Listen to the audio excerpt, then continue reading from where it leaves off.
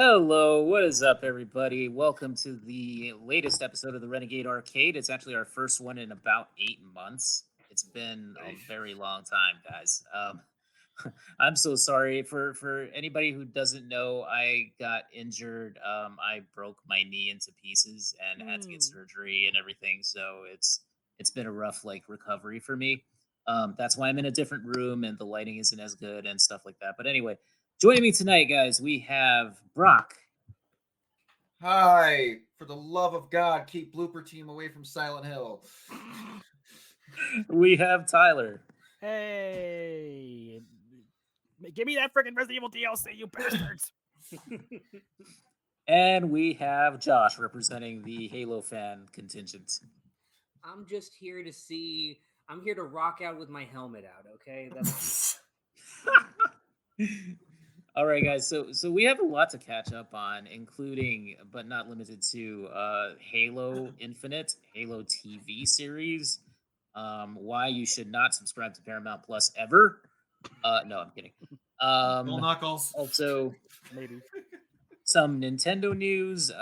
They're apparently kicking ass in terms of sales and stuff. I just saw a very interesting article about the Wolverine game actually getting a really interesting writer. The guy who wrote Spec Ops: The Line. Anybody who's played that game knows what I'm talking about there. Boy, that's gonna be a fun Um, experience. Like Logan I, stabbing a guy and then freaking out, going about, "Oh man, horror." I cannot wait for it. Honestly, I'm ready for that. Are you still a good man, Logan? How many humans did you kill today? this writer is the best at what he does, and He what really he is. does is existential dread in the gameplay.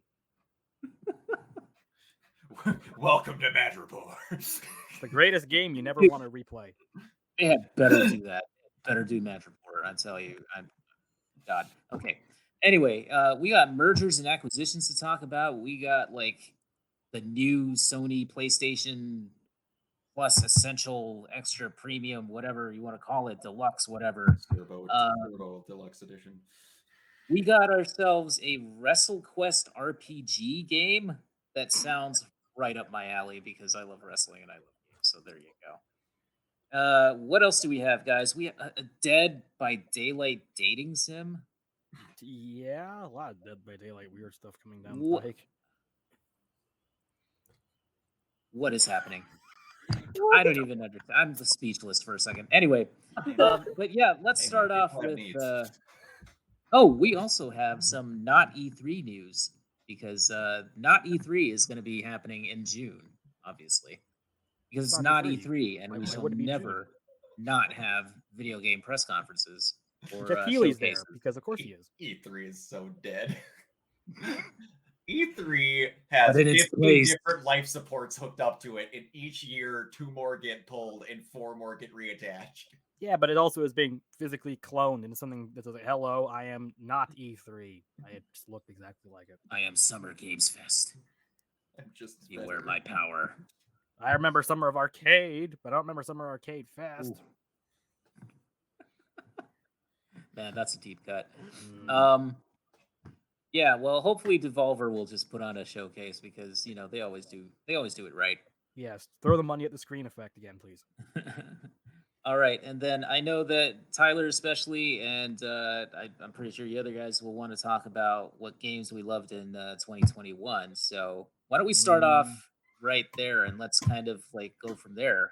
Since we missed a lot, we didn't get to do our game of the year list or anything like that. So let's talk about some of the cool games from 2021. Ooh. Well, Resident Evil Village. Shall we start off there? Yeah,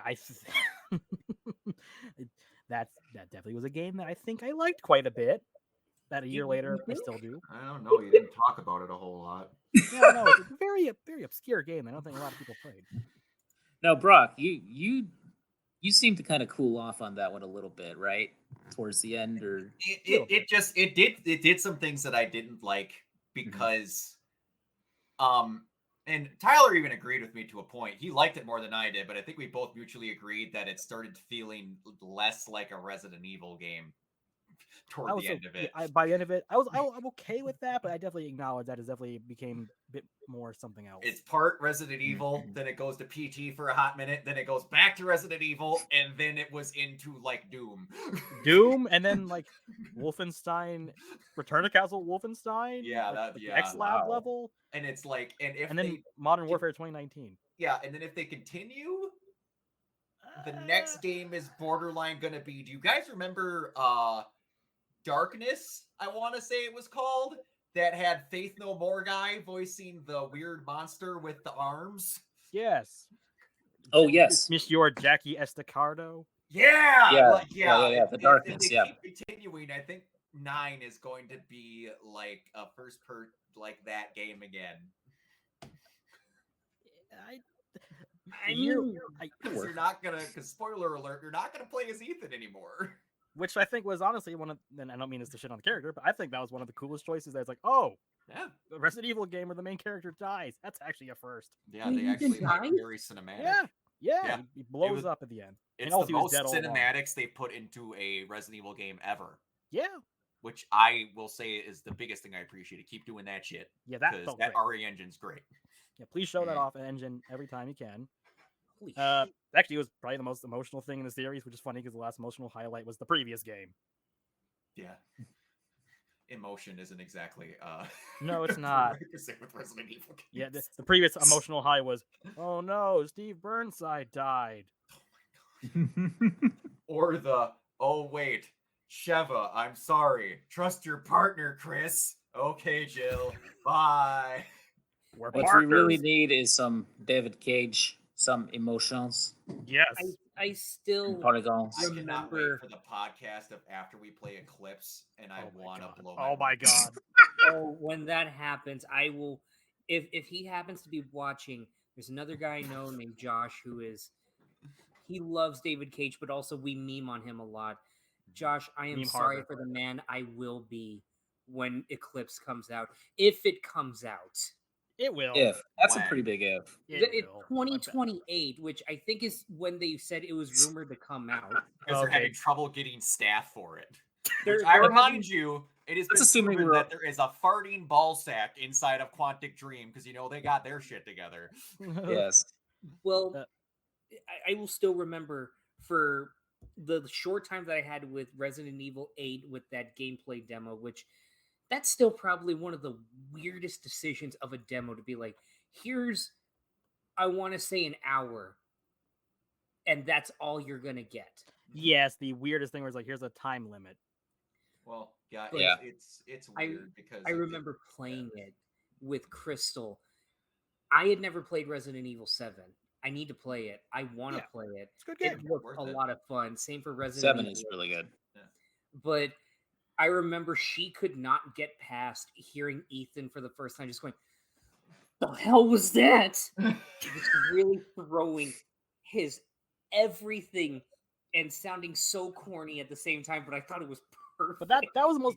He's like the most Resident Evil character because like he still sometimes has really corny lines that only sounds like they'd be coming from like RE2 He era. has some of the worst one-liners in gaming And history. that's why it's so great. And he delivers them with all seriousness. There's a point where there's 3 sisters. They're all like, it's cicada-like maggots that they're made of, and they kind of like all function out, and then they swarm Oh, back yeah, together. the iconic And he- dominatress and he- daughters. Yeah. Yeah, he kills one, Yeah. and then he just goes, "I hate bugs." No. The best one is That's when he it! kills. The best one is when he kills off, apparently 2021's most iconic and beloved character, and just goes, "No, you." That's literally what he does. He's told, "I curse you, die forever," and he's like, "You're the one who's cursed."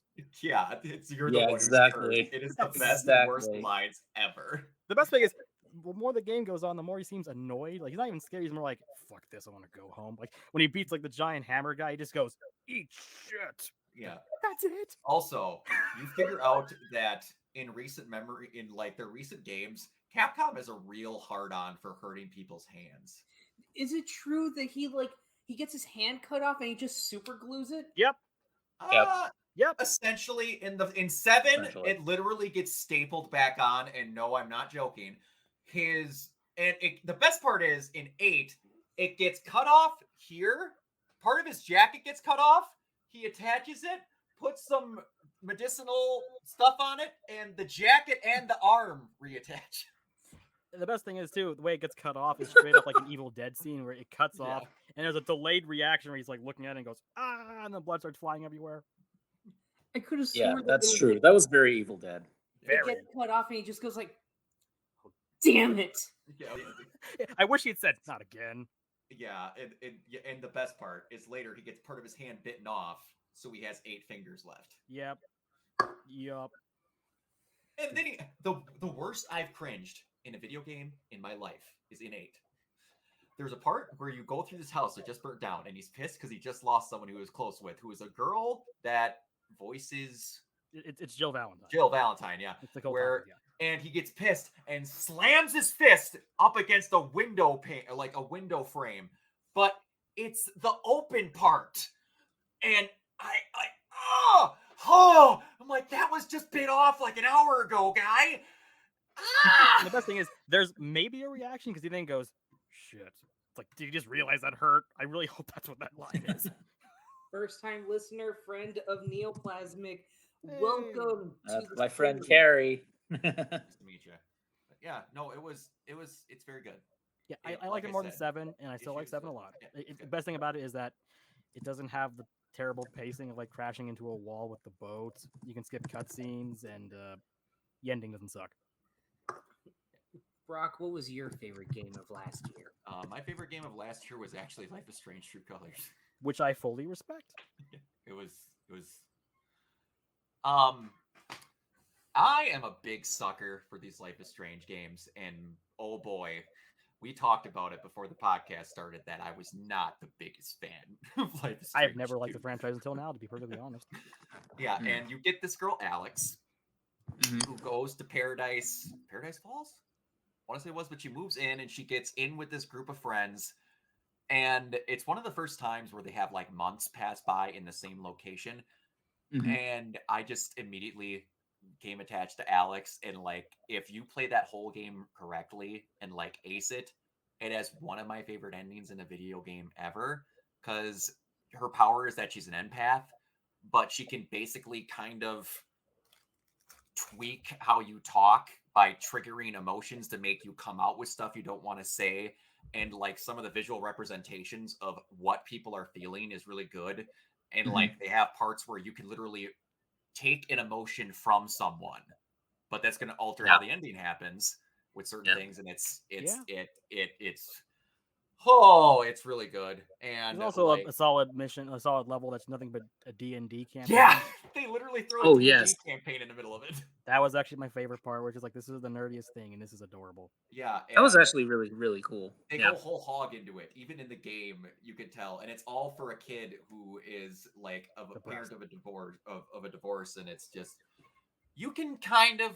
It's a Life is Strange game, so you know that there is a absolute jack of an ass in the background. That's one of the characters that's waiting to betray you. Every Mhm. game. And you kind of, to a degree, are like, please don't let it be that one. And then it ends up being that one, so it really hurts. Yeah. But yeah, Also, it but- has the best romance character in the whole series.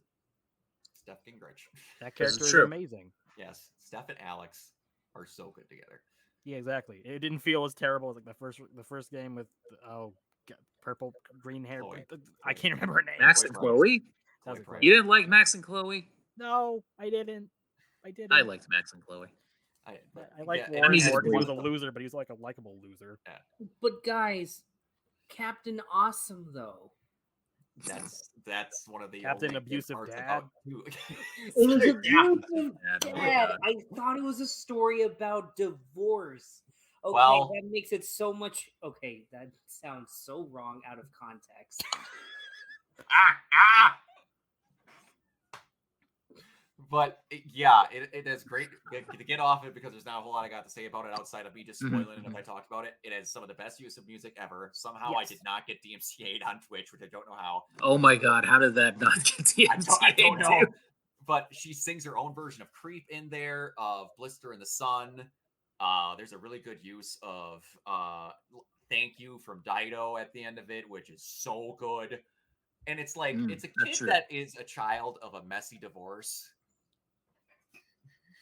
So Like it's this franchise was Netflix made love. for you, Yeah, it is. It is at points, down to but- all the lesbians. Okay, so like I don't know if Josh knows. I have a good buddy of mine, Chris. If you're watching this, I have, let's say, a thing for, and he described it to me and ruined my life about 2 years ago when I talk about all the crushes I have in video games. And he goes, I figured out what your type is, and I'm like, yeah, what's that? Lesbians. Oh, Okay. thanks. Which he's not wrong. I agree 100%. Because guess who I like the most in Cyberpunk? Judy. Of course. Who did I like Judy. in this? Alex. And what did I do? Go out of my way to make her be in a lesbian relationship. Yep. It's fine. I acknowledge it. It's the best way to, Yeah. to play the game, Top really. my top favorite characters of the year. I would include Steph in there. Although I'm still in love with my giant lesbian vampire girlfriend. It does make sense, though. I mean, in relation to, that. I mean, Brock and Kiona know this. In Mass Effect, I've been playing as Fem Shep, and I was thoroughly disappointed that I could not romance Tali Uh-huh. Mine was Miranda. or Miranda or any of them. The Which character was clearly written to be bisexual. I'm still angry about that to this Jack. day. That one very clearly. you can't those two look at a characters. character like Jack. There's even a Look joke me in the Citadel dead- DLC where look- like you two should kiss or something. It's like Yeah. You can't look at a character designed like Jack and look me straight in the eye and tell me that that woman is straight. I am sorry. I know so many bi women in my life that have tattoos like that. Actually, I'm just saying. there's actually no I- bi women in the entire series unless you count Liara, but I won't. I'm gonna quote Alana Pierce here. She literally just did this today. Alana Pierce. I cannot comprehend how any 100% straight woman can exist when other women exist. Can't argue with that.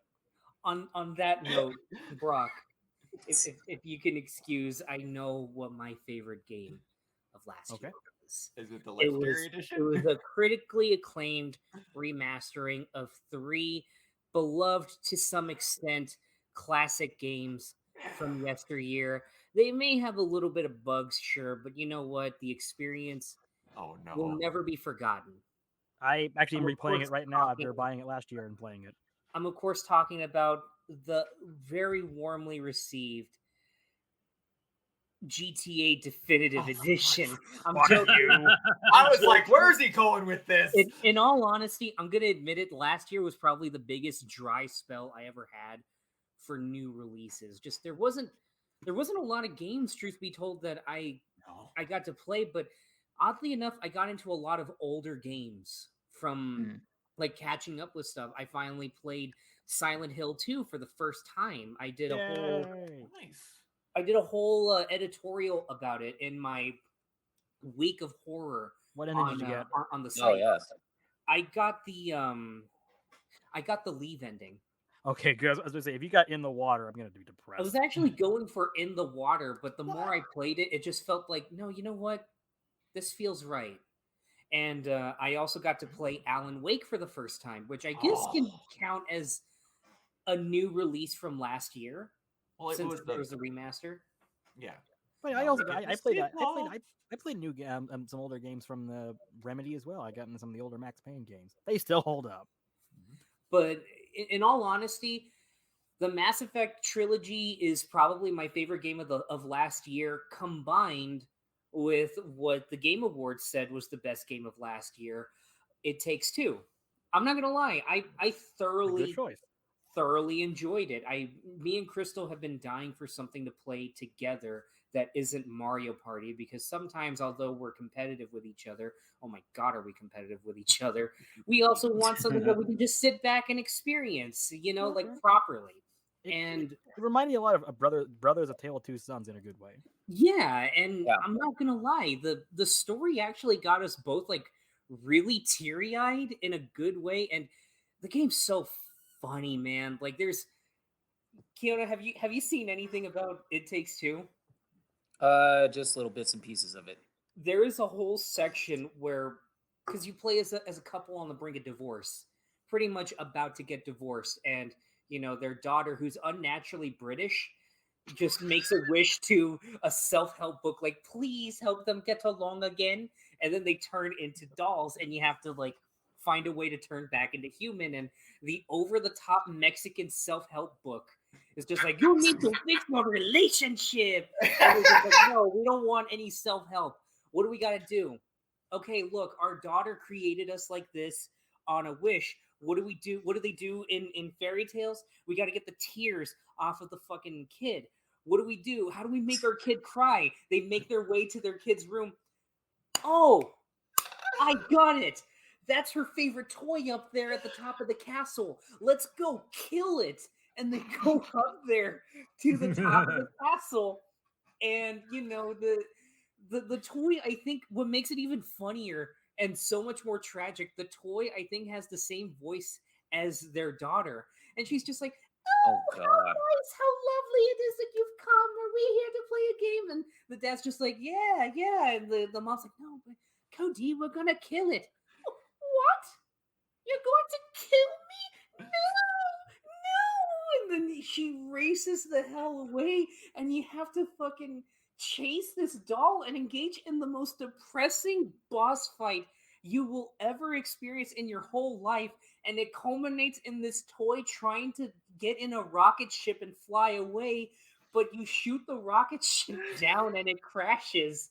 And then when it crashes, she gets out and she gets her like ear or something stuck in a thumbtack. So you're trying to pull it. You don't even want to kill it. You just want to throw it off a cliff.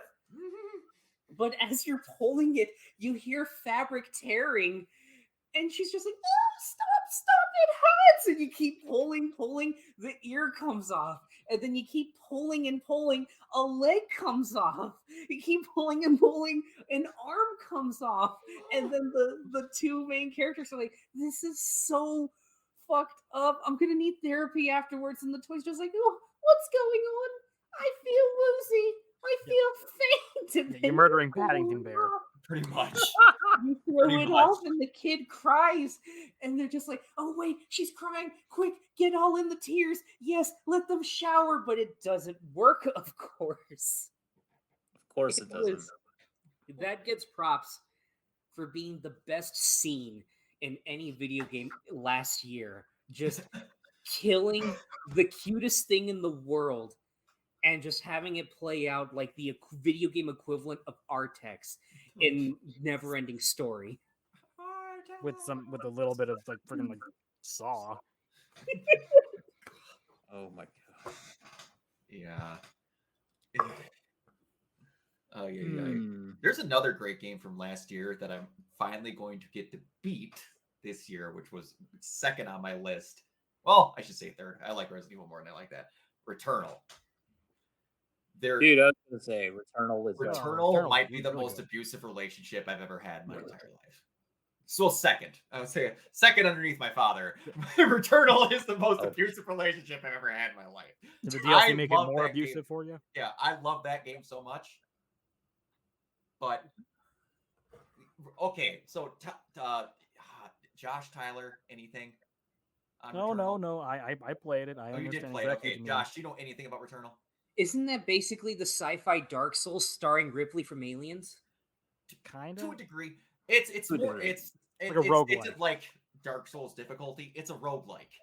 But Yeah. the problem, roguelike, It's- roguelite, I say it wrong every time. It's old school arcade shooter Yeah. kind of And thing. It's ARG will kill me. Yeah, Except and it's different made by a perspective. company who's known for making these. The difference was this time Sony went, here's a dump truck. It has all the money you could ever imagine in it. Yeah. Make a really big version of that. And they did. And it's one of the most beautiful, well-playing games I've ever seen, with one of the coolest stories I've ever seen. Dude, all of their games are solid experiences. Yeah. At least decent to solid to amazing. So And this like, is- yeah. And this is too. The problem is it's structured badly in one aspect. And I think most people that play it agree it. I know. Roguelikes are meant to have runs last 20 minutes. Yeah, it's like the FTL a run will go an hour at most. Probably less. These runs can go from anywhere to 1 to 2 hours. Yes. Yeah. And if Yes. you die fuck you, get back to the start.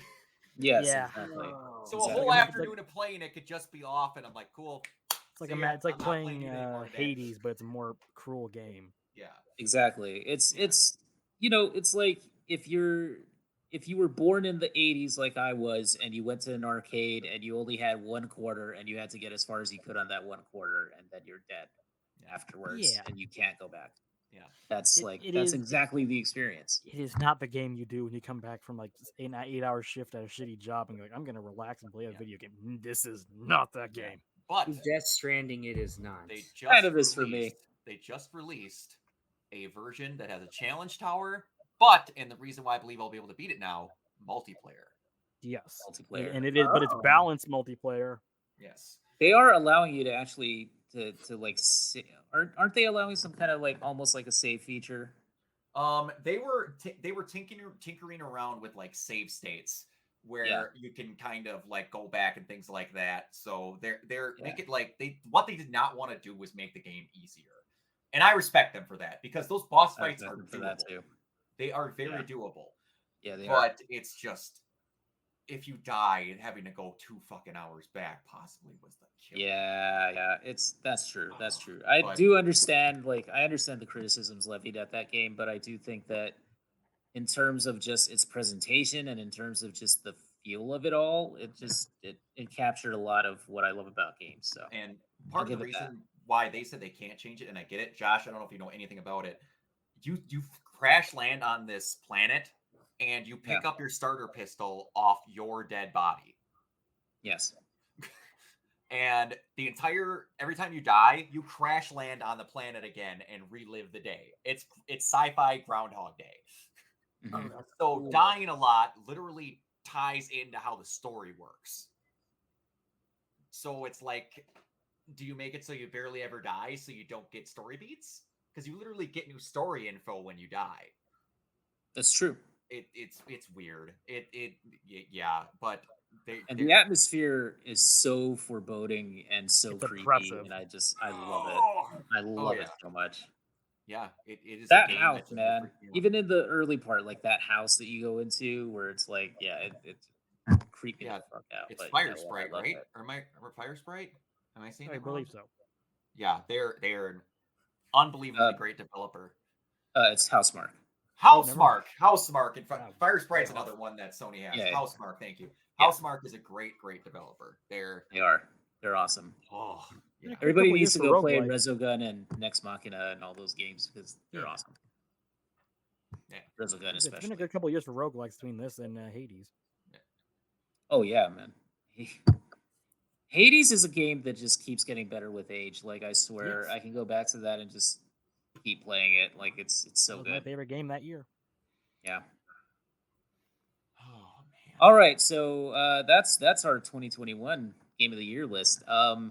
Let's talk about now. What do you guys want to talk about? How about we talk about mergers and acquisitions because we didn't really get a chance to address this.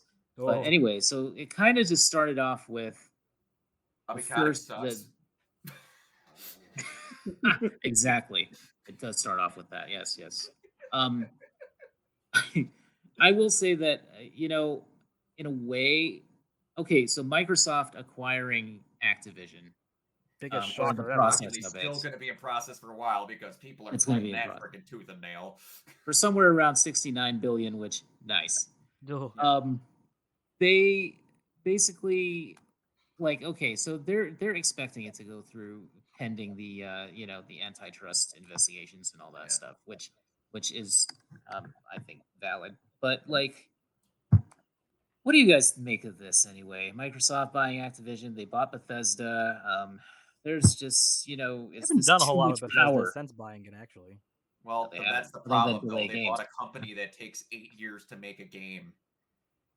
That keep pushing their True. games back. So every year, they too. bought a company like cool. They basically caught up with a good chunk of the types of games that Sony make by buying because they didn't just buy Bethesda, they bought ZeniMax, the parent company, so they got like Yes, 9 correct. studios.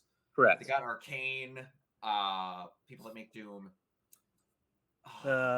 They Id. got was it the people that made the new Wolfenstein games? Wolfenstein, Oh my god! Tango GameWorks, Arcane Studios. Machine bought Games, Machine Games, that was it. Yeah, Yeah, they that got was a it. bunch Yeah. of studios. id Software. With the other thing, it's just like that to me was bad. We have limited money, and we're still not catching up with Sony and a lot of things, so we're going to buy them. That is kind of what it seemed like, and then immediately everyone was like, "They're going to make it exclusive." I'm like, "You would lose a lot of money," and then not the head of Microsoft, not the head of Xbox, the head of Microsoft went, "We're not stupid. That stuff's going on every platform." I'm like, yeah, because I don't know if you know, right before that happened, the latest Call of Duty numbers came out, and 75% of Call of Duty players played it on PlayStation. And it was also one of the lower earning games in the series too. Yeah. See, that's the real reason why Microsoft bought them. Let's be honest. It wasn't for their vast library of diverse and insanely intuitive games ranging from, like their platformers to their sports games and everything like that. They wanted them solely for that Call of Duty exclusivity in some way. I was hoping you were going to say they're known for their Call of Duty and their Call of Duty and their Call of Duty, but also don't forget their Call of Duty. And There's that's 3 studios they have for Call of Duty, like and then that's 2 the of them. main thing.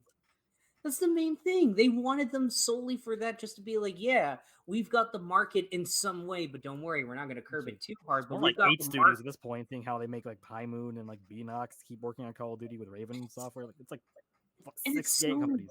It's so sad because in my mind, in my mind, Activision's biggest enemy, aside from Is their, Activision? their corporate side as well as their toxic work environment, Bobby is And their evil president. Yeah. it's the fact that they will see anything that doesn't sell Call of Duty numbers as all right. Well, let's go ahead. Let's liquidate that developer into the Call of Duty mines, as Matt Yeah. McMuscle calls it. Yeah. The most tragic thing for me was what they did to Toys for Bob and Vicarious Visions, Mhm. because Oh, dude. you guys know me, viewers of the podcast and everything know I'm a huge Crash Bandicoot fan, and Crazy to I think they own that was now. I was Or over they the No, do. isn't moon. that nuts? That's Yeah. like so I- weird. I was over the moon with the fact that the Insane trilogy was really good. I still haven't played Nitro Kart or Tag Team, whatever the hell it's called, but I Crash really Team want Racing, to. yeah.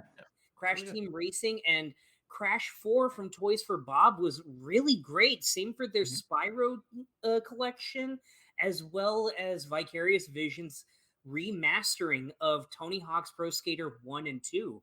That was actually very high up on my games of 2020. Oh yes, It was Pro Skater 2, the greatest game ever made. it was so good, and they had this talent, both of them did, of remastering as well as innovating within those set parameters. And the fact that just because Crash 4, which was a great game, although if you're a completionist for Crash Bandicoot like I am, it's undeniably Chinese water torture in the form of wow. At least they To be were fair, there was a allowed. lot of games last year that were like pulling fingernails if you wanted to 100% it. Fair point, but like the fact that those numbers weren't that good, and they're like, nope, you know what? Let's go ahead. Let's suck Vicarious Visions into the Diablo remaster, and let's just make them do Call of Duty DLC. Toys for Yeah. Bob, yeah, you're doing Crash Bandicoot 4. You did all right, but you know what? It didn't have another 0 at the end of that fiscal year, so you're coming with us. Yeah, this feels like the court of like Louis the 15th. You didn't impress me enough, therefore you were condemned. It's Yeah. Joaquin Phoenix and Gladiator. Just Pretty You much. didn't make me happy. Die. Yeah, and now it's like anything that they're trying to put out now, it's just like they're starting to realize that maybe we have to put effort into stuff because Overwatch 1.1 is going to do really great. Oh, and that's Gun to my head, Oh. I can't actually tell the footage still. Yeah. The lighting is different because they Didn't showed me the Donkey do difference. that? I could have sworn Not Donkey McCready did- looks better now. I could have sworn Donkey did a video on Overwatch 2. He's like, "Oh, you think that you're watching Overwatch 2 footage? No, good sir. This is Overwatch 1. This is Overwatch 2. Can you tell?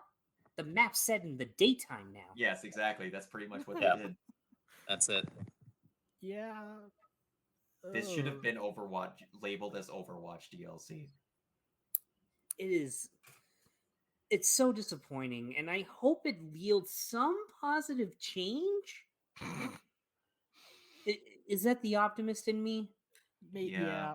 What's the hacker character lady from Overlap? What was her name again? Tracer? Sombra. Sombra. Oh, That was it. That reminds me of like one of my favorite old time jokes about Overwatch, which is Sombra is such a good hacker that when you pick her, half the other team disappears. They don't want to play with you. That and May. The ongoing joke with my buddy who used to play Overwatch all the time, my buddy Chris, again, if you're watching this, was always going, yeah, they buffed Mercy. Next time I talk to him, yeah, now they debuffed Mercy. I'm like, did they do that with every patch? Yeah, they don't know what they want to do with those characters. You're not even kidding. You do a compilation of every patch. Buff, debuff, buff, debuff. Yeah. Pick something, please. And then that's the one thing, again, with Blizzard, they are not innovators. They're perfecters. But I think a lot of those people don't work there anymore. The perfectors. Is that what we're going to call that World of Warcraft Reforged? Well, they never they weren't known for coming up with ideas. They were known for going, people really like that? that was What if we made a version of that? Cool. That's why they married Activision, because they were also a similar philosophy. Tyler, that was a Chernobyl level burn right there. Oh my god. The world wants to forget that even happened.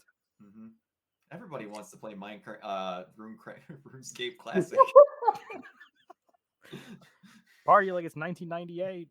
Woo! Get up your modems, baby. Hope no one's on the phone. Drop your stop talking to polygons Dad. in the air. Mom, Wave stop them talking- asymmetrically like you just don't care. Stop talking to Grandpa, Mom. I want to play StarCraft on my modem. I need to be stacking turrets in the runway. I got a Zerg. It's a real thing. Shut up. It'll be respected one day, Mother. Mother. But Well, there's we're not gonna be allowed any StarCraft tournament now. there's a I really love big- StarCraft, but man,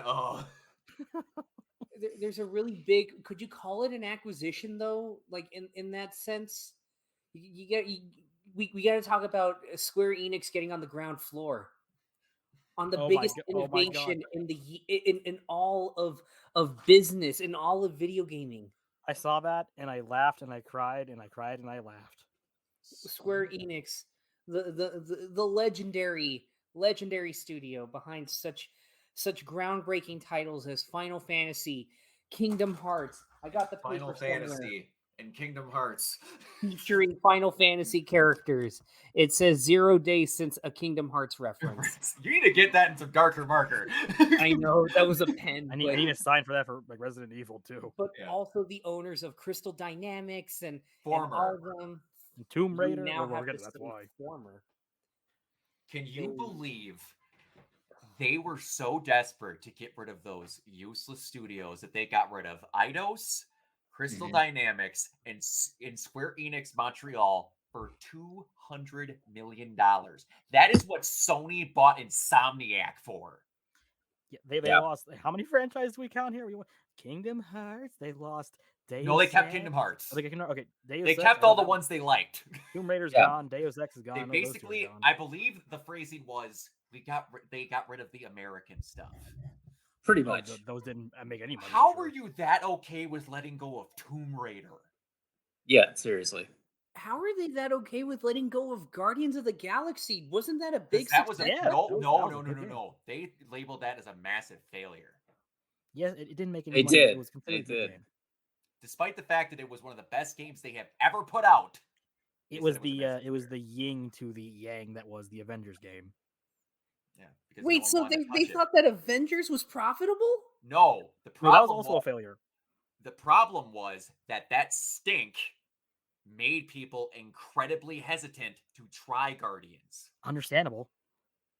Which it was, so not a lot of people tried it. But then they did, and it turned out it was a great game. Yeah. I will say this for Guardians though. Like, one of the things that I really didn't like about that game was just the incessant chatter. That you would have loved the Telltale version of this. that irritated the crap out of me when I was playing it. I don't know why, and it just his stupid guns irritated the hell out of me. I don't know. I don't love that game as much as like a lot of people do. I just That's think, fair. yeah, it was all right though. It was all right. I will say it was definitely an improvement over the Avengers game, but yeah, Well, I I don't love it. mean, I could take a shit on the floor and mark it guaranteed, and then that Yes. could be better than the Avengers game. But you had to put I a mean, sticker on it that that's says true. this is Kamala Khan. Avengers is fun though when you do play it with a friend. Like I didn't enjoy Avengers, but I did enjoy my time playing Fair, it. rolling a Fiona. turd is fun. When with a you have friend, too. someone else to step in the shit with you, it's mildly better. Like Okay, Sisyphus would have had more fun with a friend rolling that boulder up a hill.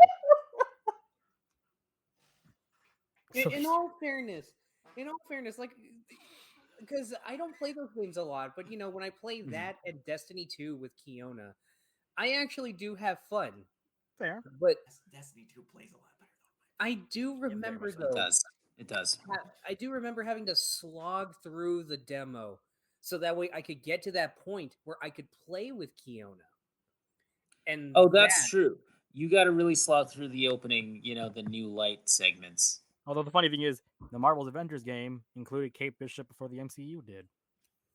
I mean, that's true. But Yeah. that ain't. And at least their Kate Bishop was great, and on top of that, voiced by Ashley Birch. I mean, I like go her. on her. I don't know if you've noticed. I like how Ashley Birch is now, hey, we need a female that uses a bow. Who are we gonna get? well, Hold on. She's One second here. typecast. Does she use a bow in Life is Strange? No. Actually, She that was uses this pre-bow casting. Yeah, that was pre-bow casting. No, Wait. that was before Zero Dawn, and a couple years Yeah. before. Also, keep in mind, Square Enix well, since we're got pulling the rid of Tomb Raider. since we're pulling the autograph card, kept I also got that. that. Well, that's not autographed. That's just a picture. I wish Close it was enough. autographed. Ashley is still on that list, but they kept Life is Strange. Yes. They kept Life is Strange, That's a little, Outriders. that's weird.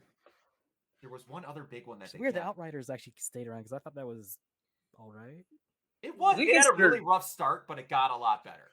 Do Right you now, consider it's really Outriders a at a rough- success, or is that like?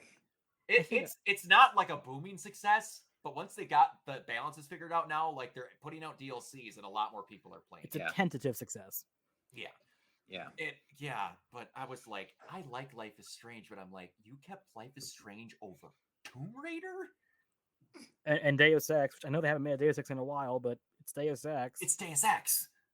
I'm not gonna lie, it's just And- so bizarre. We didn't mention the best part of the story, which is where they proceeded to put all their money. Oh, Blockchain. Oh, They put it into yeah. blockchains and NFTs, which immediately died the next day. Yeah. And they sold it to the Embracer Group, which is silently getting.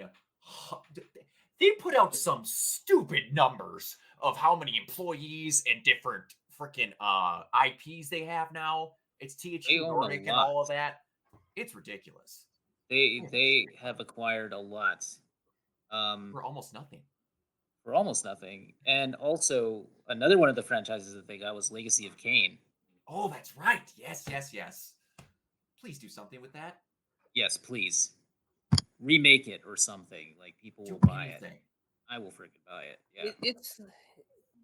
I can't help but find it funny though that the NFT bubble more or less burst the day after that. It's almost as karmically universally as hilarious as what happened today, where it was announced that Riverdale was finally ending on its 7th season, and immediately after, like an hour or so later, it was announced that Disney Plus is doing a revival / continuation of Daredevil. Yes. Yeah.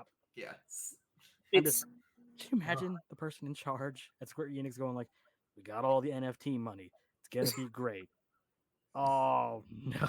Wait, cut to Tim? Joe from what do you Arrested mean that Development. fake thing isn't worth money anymore? Oh, well, shit. I'm Cut to genuinely surprised there Joe wasn't from- any like people like jumping out of windows. It's like it's the most embarrassing failure I think I've seen. It was so preventable. And cut to Job from Arrested Development. I made a mistake. Yeah, I made a real mistake. Like, I could not think of a more universally just fuck you thing than NFTs. And then everyone went, but wait, what if we still did? The saddest thing is all the companies that were jumping head in at the beginning of the year. I know. And like people like Troy Baker was like, oh God. I like to be an artiste and I'm going to participate in NFT voice lines because there's only going to be one copy of that. Oh, wait, yeah, everyone fucking hated it. I'm no longer going to be doing that. I now realize the folly of my choice. At first, the first thing he's like never listen to losers that don't actually believe in you. And every human being on the planet just literally went, hey, Troy, fuck you. Yeah, like guy, In we're the ones that buy your games.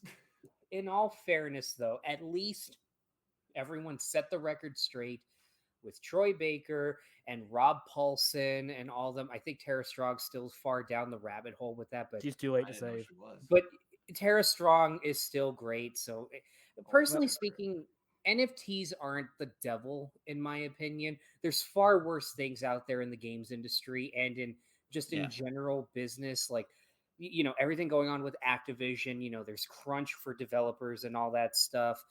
In my mind, the fake money stuff is just kind of, yes, it's Well, damaging. the problem is the it's not just a environment. gaming thing; it's like a societal problem. Yeah, and I'll admit it makes me cringe when I see like Brie Larson with an NFT like That was 2-bit thing. Yeah. But I'm not about to be like burn them at the stake, and I think it was that overcorrection that kind of helped Troy Baker at least redeem himself in my eyes. Same Oh, for I'm pretty Rob sure he just Paulson. realized that like I'm not gonna make any money if I do this. It would take a That lot for me too. to not like Rob Paulson. I mean, Rob it was Paulson, an I think, just didn't interesting. know. Rob Paulson, like he didn't know. It was Now it was a Nolan North, he immediately went, "This is bullshit." yeah. Maybe that's why they don't Well, do that podcast anymore. you can tell the ones that have been paying attention, and you can tell the ones that just get a boatload of money offered to them, and then they just kind of go with it. But like, Yeah. I don't know. For me, it was interesting because Troy Baker didn't he just hop on like a lot of Pierce's podcasts, like her video podcast, right He's on been the same night. well. He's had a podcast with her for like almost 2 years now. Right. But I Really? mean, he But- just kind of went on there like on the same day or something, or the same night or something, or like maybe the next day. But Yeah, like, there was a podcast all about him changing his mind and the Yeah. mistake that he made. Because I don't But think I he was liked- on the podcast the week that he made that decision, and then when he went back on the decision, he went back on. yeah. Yeah, But I like the fact that they actually had a nuanced discussion about it because Yes. there's not enough of that in today's society. true. So. that is Yeah. true. Especially with how hyperbolic and vitriolic like the internet and especially Twitter can be. Like, Yeah. Jesus Yeah. Christ. If one thing comes from Elon Musk buying Twitter, I hope it's that site burns to the fucking ground. If anything, it's I just think there's going to be brakes taken off the train, and you don't know when it's going to hit the wall. But it will. Oh yeah, it will. There'll be no survivors. Yeah. All right, guys. Oh, let's. Well, one of the ones, the last acquisition that we have to really talk about is Sony pretty much purchasing Bungie. To go- That's yes. an interesting thing. Yes, we mentioned earlier, Spyro and Crash With are more than Microsoft. likely going to Microsoft.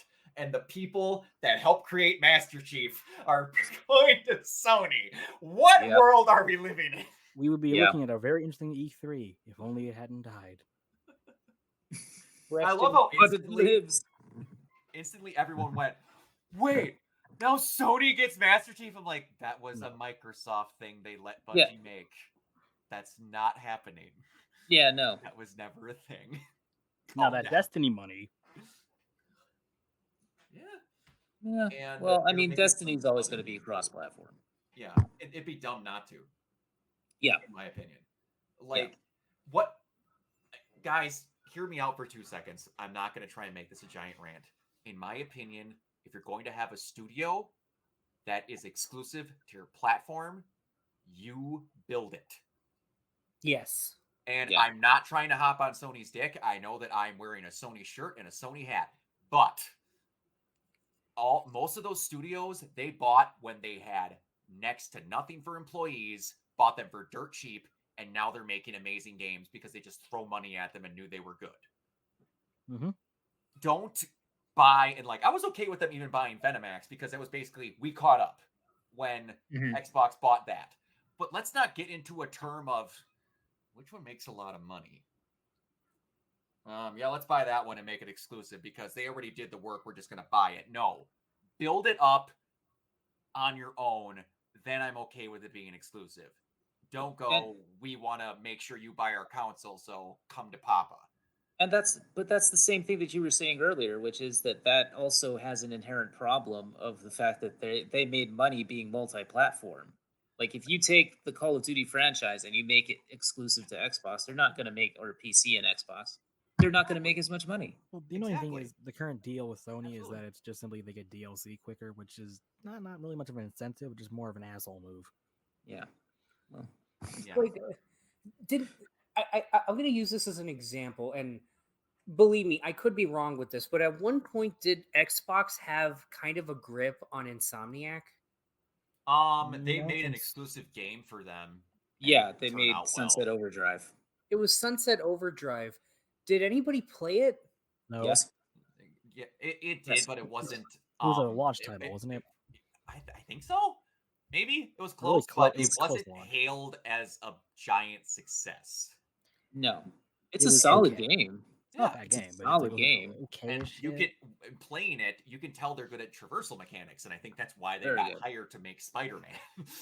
Yeah. The thing with the studio is they don't like games that do okay. Yeah. Microsoft wants another sleeper hit like Halo from back in 2001. Yeah, and that's just not something anyone really does anymore. Crazy thing is, Well, Halo you know, started like off as a PC game. they Yeah, acquired. with what was it? Gearbox that did the PC port. I mean, because they've acquired though a lot of those like smaller studios like Raven and like High Moon. I mean, Raven and High Moon have done like excellent games in the past. Those So like Yeah. Raven, Cybertron games from High Moon are fucking fantastic. dude, Raven they also made a did- game called. Do you remember a game called Dark Watch Yes, I know on of like it, the but I never original played. Xbox? Yeah, I mean, I have it, they but it's did like the multiplayer for Wolfenstein, Return to Wolfenstein, like the Enemy Territory. I think yeah, it's called. No, yeah, like High Moon has been a really good studio, and so has Raven. Raven did High Moon X-Men did the Legends. Deadpool game in 2013. And that is kind of what killed them because no Yeah. one bought it. And that game you can't even buy anymore because the license expired. Yeah. Yeah. But anyway, all right. So there's our mergers and acquisitions talk.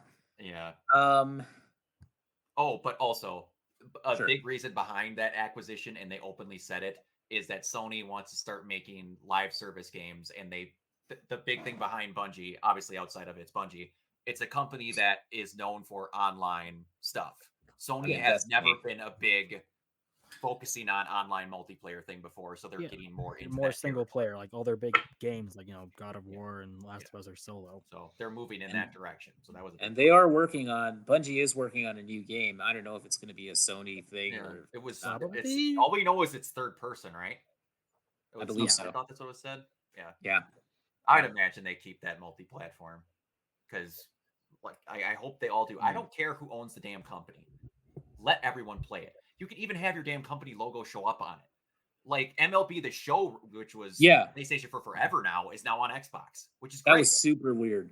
Yeah. That was super weird. Just booting that thing up and just being like, okay, there's Sony Computer Entertainment presents, and I was just yeah. like, Yeah, everyone should play interesting times everything. we live in. Although I would. Sony, you can keep Quantic Dream. No, they're not anymore though. Quantic Dream wanted out from only not being Sony. They want to be multi-platform. I'm like, you might regret luck that with decision. that, pal. Yeah, have fun with that. Emotions for all. Can we let the Ouya have Quantic Dream? Is that still- Google Stadia, Ooh, there you go. which it still exists theoretically.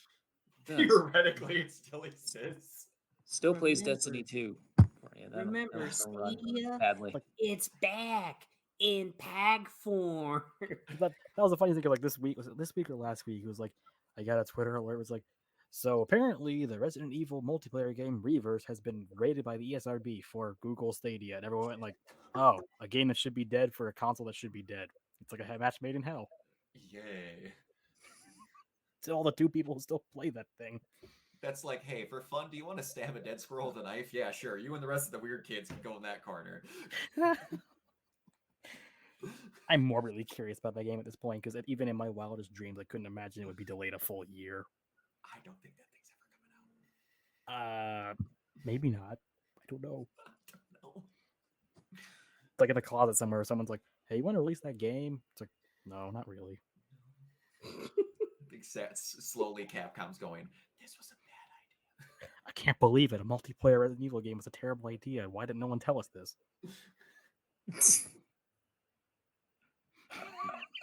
It's called learning from your past. Capcom's good at that sometimes. Yeah. Oh yeah, very good at that. Sometimes. Okay, guys, what are your thoughts on the new PlayStation Plus tiers, whatever you want to call them, PlayStation Plus, PlayStation Now? I like the idea. I want to see what the full list of all the classic stuff is before I decide this classic approach I is. don't think it has enough classic stuff. Oh, Well, they there's haven't a released list. the full list of it yet, though. They I only thought there released was. like 100 of the 700 games they say they have. And you can play Ape Escape. Yeah. We know that for a Wait, fact. Yeah. Say what you will. At least like they're starting to remember. Oh yeah, we have games from the '90s Yeah. and the early 2000s. Just like catch up though, because Microsoft already figured this out like a couple years ago. What were the? They're different Kinda. services. Like to me, though, they're still not the same service. Because No. that's focusing on games that are newer and putting it on, and they're putting on a lot more stuff that's already there, and Yeah. then going out for a classic touch. Like I can't remember who did it, but someone did a very good breakdown of showing they're going for very different things. And yeah, I'd much rather do that for old stuff that they're refurbishing and sending up, because they're doing a lot more than just going, there's games and throwing it on a I'll just thing. say I'm willing to do disgusting things to Sony if they have the entire Silent Hill series on there. The old versions, not Yeah, the not stupid the HDs. collection thing with Troy Baker. Fuck that. No, that didn't happen. God. But yeah, I'm waiting to see what that full old school list is, because of that tier, they only showed like 10 games. And they said there's a lot more, because like I said, they said 700 something games. I say that's one thing that Konami and Capcom have in common, which is they do not give a shit about the older versions of their games. They kind of, well, Capcom, it was either Capcom or Konami, is also very bad at keeping masters of their games. Like Konami lost the original master of like 2 or 3 different Silent Hill games to where they just couldn't get shaders and stuff. That was why because the they lost collection was kind of a masters. mess. I will never Yeah. blame those guys though, because I'm I not mean, gonna blame them. It's like I'm talking more like for some reason like Capcom wants to act like Silent Hill Capcom. Resident Evil 2 and like 1 and 3 never happened. But they're like, we have Yeah. 1, 2, and 3. It's called Remake, 2 Make, and 3 Make. It's like that's not what I was talking about. Well, to be fair, Remake 1 is a lot better than the It first is, one. but I want to play the darn cheesy lines in HD quality on my big flat screen. so the thing that really scares me about the new PlayStation thing is that Sony released a trailer for it, like showing off like this is what's gonna happen, whoa, and they showed the different tiers and everything like that, and it gets to like Yeah. the higher tier. It's like play classic games. You want footage? We're not gonna give it to you, and that makes me really nervous because I hope that they are actual like ports, not like full on like obviously reworking it from the ground up, but I mean I don't want the same kind of emulation that we get. I say that I don't have it. My friends don't have it, but the same kind of emulation that like the higher tier Nintendo Switch online users get for N64 games, where the emulation is so god awful. It makes friggin' Legend of Zelda Ocarina of Time look like Roblox. Well, that is, you want to talk about companies that don't care about old games. Nintendo Oh. sadly does and doesn't give a rat's ass about Sega's their old really games. bad too with like older games. I'd say that as someone that owns the Super Mario 3D All Stars collection. Yeah, it's Like playing ugh. Donkey Kong Country, the original one, that's a fun Yeah. experience. Yeah, there's a reason why I have this thing sitting here. I have parts N64s because I was like, why should I get a Switch? And then someone's like, they're putting all the N64 games on there. You can finally play it. And I'm like, yeah, I'll wait. And then my buddy Josh went up to me. He's like, you would have a better luck just using your 64. I'm like, it's that bad? He's like, it's worse than what I expected. I'm like, oh. So I don't have the full list. Like, yeah, it doesn't have a full list, but like the classic list that it has right here: PlayStation first party games, Ape Escape, Hot Shots Golf, IQ Intelligence Cube, Jumping Flash, Siphon Filter, Super Stardust Portable. This is PlayStation 1. Mhm. Third party games: Mr. Driller, Tekken 2, Worms World Party, Worms Armageddon, and then the slightly longer list of remastered games: Ape Escape 2, Ark the Lad, Twilight of the Spirits, Dark Cloud, Dark Cloud 2, Fantavision, Hot Shots Tennis, Jack 2, Jack 3, Jack X Combat Racing, Jack and Daxter, The Precursor Legacy, Rogue Galaxy, Siren, Wild Arms 3, Bioshock Remastered, Borderlands The Handsome Collection, Kingdoms of Amalur Re-Reckoning, and Lego Harry Potter Collection. And if this is just a starting point, I'm cool with that. Obviously, I think they're gonna add more. I mean, they'd be stupid to not add more. I think we'll get stuff like, the if they're doing remasters like this, I think they'll probably do something akin to like having the Metal Gear Solid collection, Which like is a on solid there, collection. which would be great. That would be a great reason for anybody to subscribe to that if it means getting to play those classic games. For some people, for the very first time, especially since Konami is Konami. But at the same time, I think it's just me, but I missed out on the PlayStation 3. That was one that I did too. when I be got the PlayStation 4, my collection is primarily built up of some of the remasters that they did for like from PlayStation 3. The Last of Us, Uncharted, Mass Effect, all that stuff. Please tell me you played Bioshock. I actually have. I'm not done with it, but I'm getting through it. I'm whittling it down. Because like I'm not gonna say anything. I love that franchise. Brock is gonna feel the pain. Brock and Keona are gonna feel the pain when I say this. That's probably gonna be the next thing that I finish after I beat Mass Effect 3. Well, I'll see you in 100 hours because I know how long Mass Effect takes to beat the whole series. Aside from Silent Hill Shattered Memories, Josh, if you happen to watch this, I will finish it. I know Shattered it only Memories takes is 2 great. hours, apparently. Also known as Psychology 101, the video game. Yeah, I love it though. It I is like- really good. It is really good. And like as It's one of the far last as ones those, I like. yeah, those classic games listed, the weird part about this is you can look up and see that they just picked a random grab bag to throw on there for what they have Yeah, there's no because they've consistency. already said every Siphon Filter game is on there, but they don't have them listed in that list. They only have one of them. Yeah. So they just went, here's some of them. And then when the game lists, they're going to have all of them there. I was like, what? The weird thing was, I'm like, you shouldn't have listed any of them. You should have just let the list come out or put the full list. Honestly, why would you put a random together, list of 100 games of 700 you have? Who puts them together a list and picks Ape Escape next to Bioshock? I'm like, but one thing that is cool, give or take, and we talked about them earlier. We didn't talk about them earlier. Ubisoft Plus is coming with PlayStation Plus, so that's kind of cool. If you like Ubisoft games, which I do because I like Far Cry, so I'm hopeful. And you know what? The other thing that's involved is that a lot of their free games that they're launching into is going to be some of the like higher profile PlayStation 5 releases, like Death Stranding, the director's cut, Spider-Man Miles Morales, Ratchet and Clank, Rift Apart. Part 2. Rift Apart. I almost said Nuts and Bolts. That's God, Banjo-Kazooie.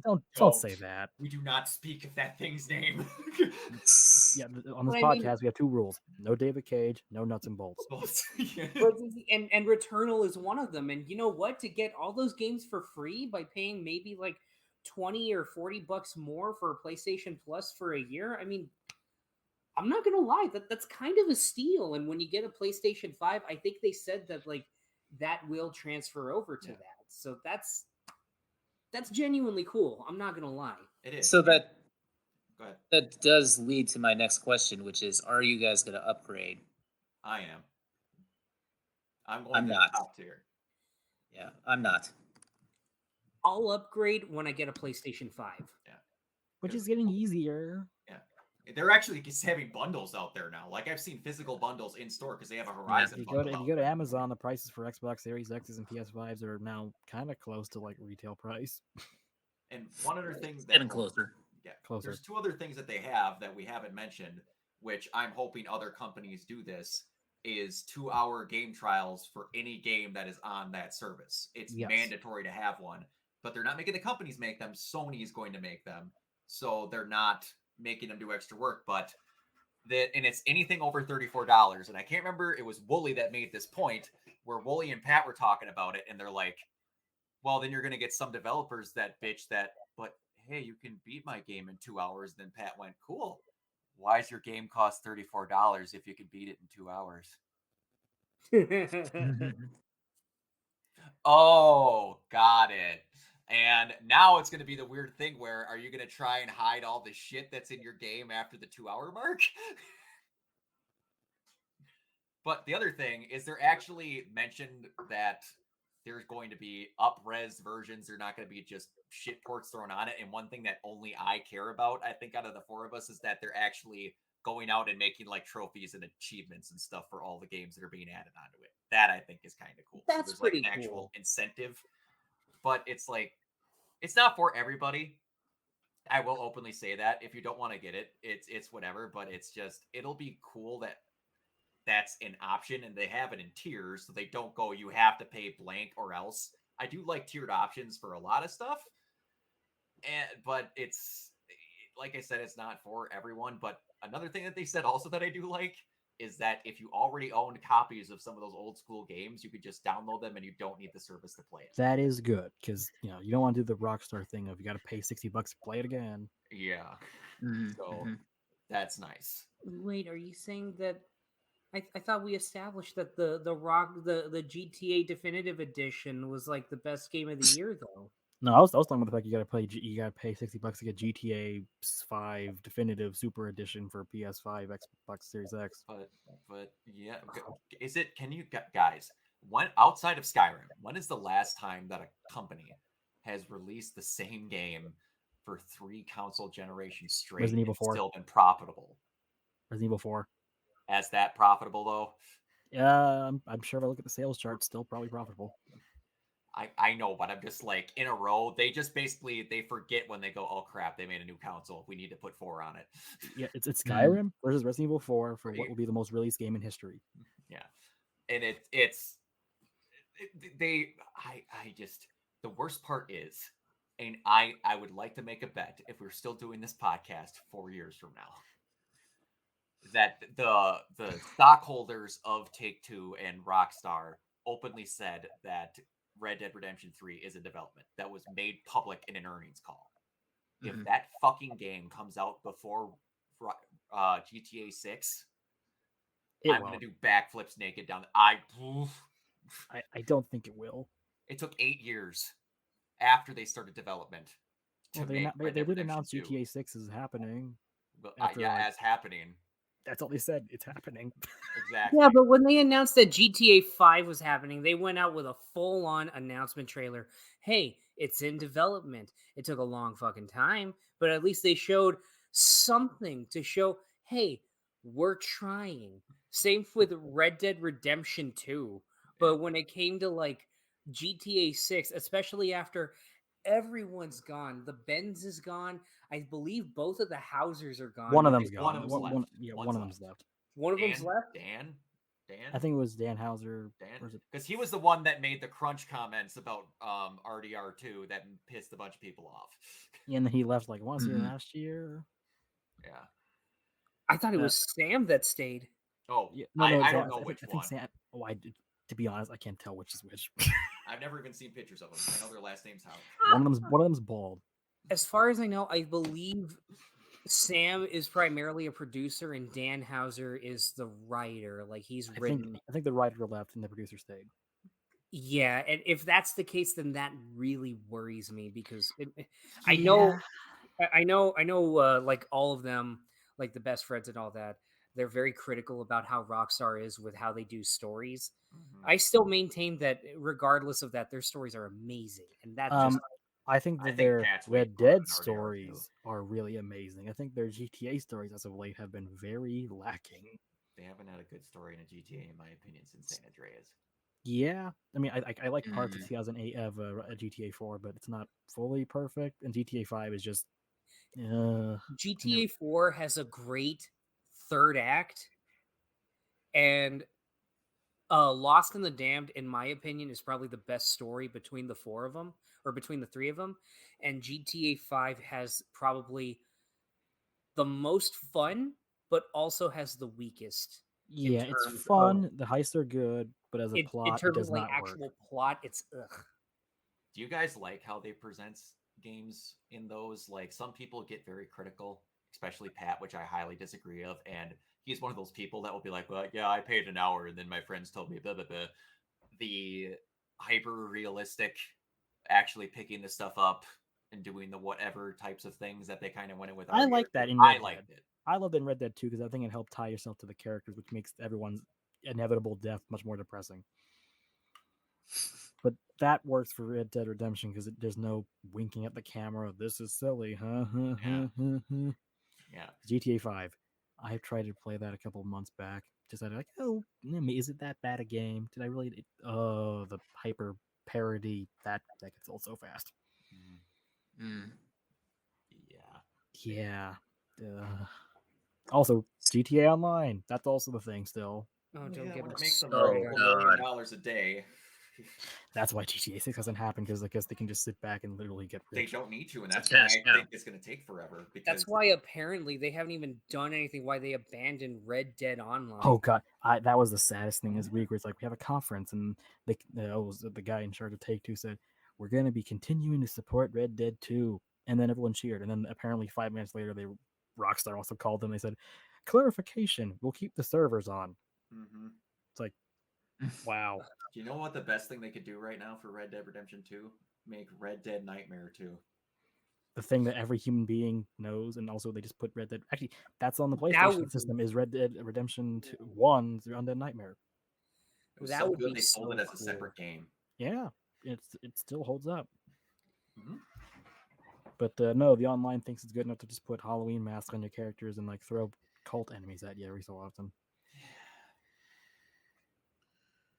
Okay, so up next, we did kind of briefly talk about Halo, but Oh, I wanted to Halo. talk to you guys about Halo Infinite and my thoughts on this game. Yes, we've been. This has been one thing that I personally have been waiting on pins and needles for you to talk about it on the podcast because between all of us, Master Chief is in your blood. Mm-hmm. Well, That's not. I think there were missteps. I think there were missteps, and I think that there were things that they did right with this game. It was not Halo Um, 5. it was not Halo 5, but there were things, I have to admit, there were things that I kind of missed about Halo 5, or things that I think were at least missing from the narrative that I kind of wish we had seen more of, or that I wish had at least been referenced. Like what happened to Blue Team?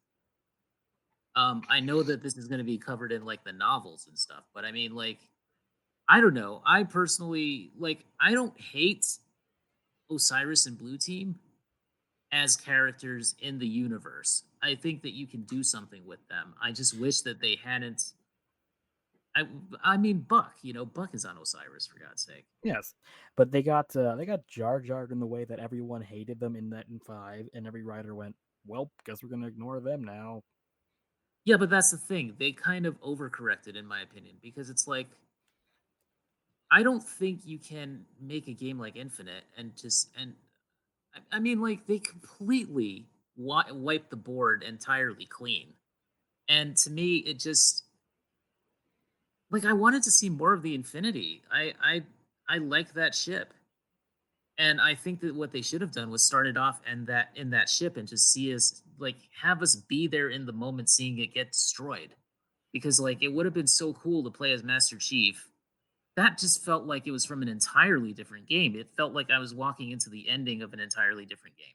Which is funny because Um Halo 5 had the same problem of like things don't make sense unless you read all this supplemental material, and this one does not have supplemental material, but has that same sort of weird this one gap. just basically has nothing, which is Yes. fine, but at the same time I'm just like I don't know, it felt like a retread to me more than anything else. Yeah. That's an unpopular opinion, I know, but like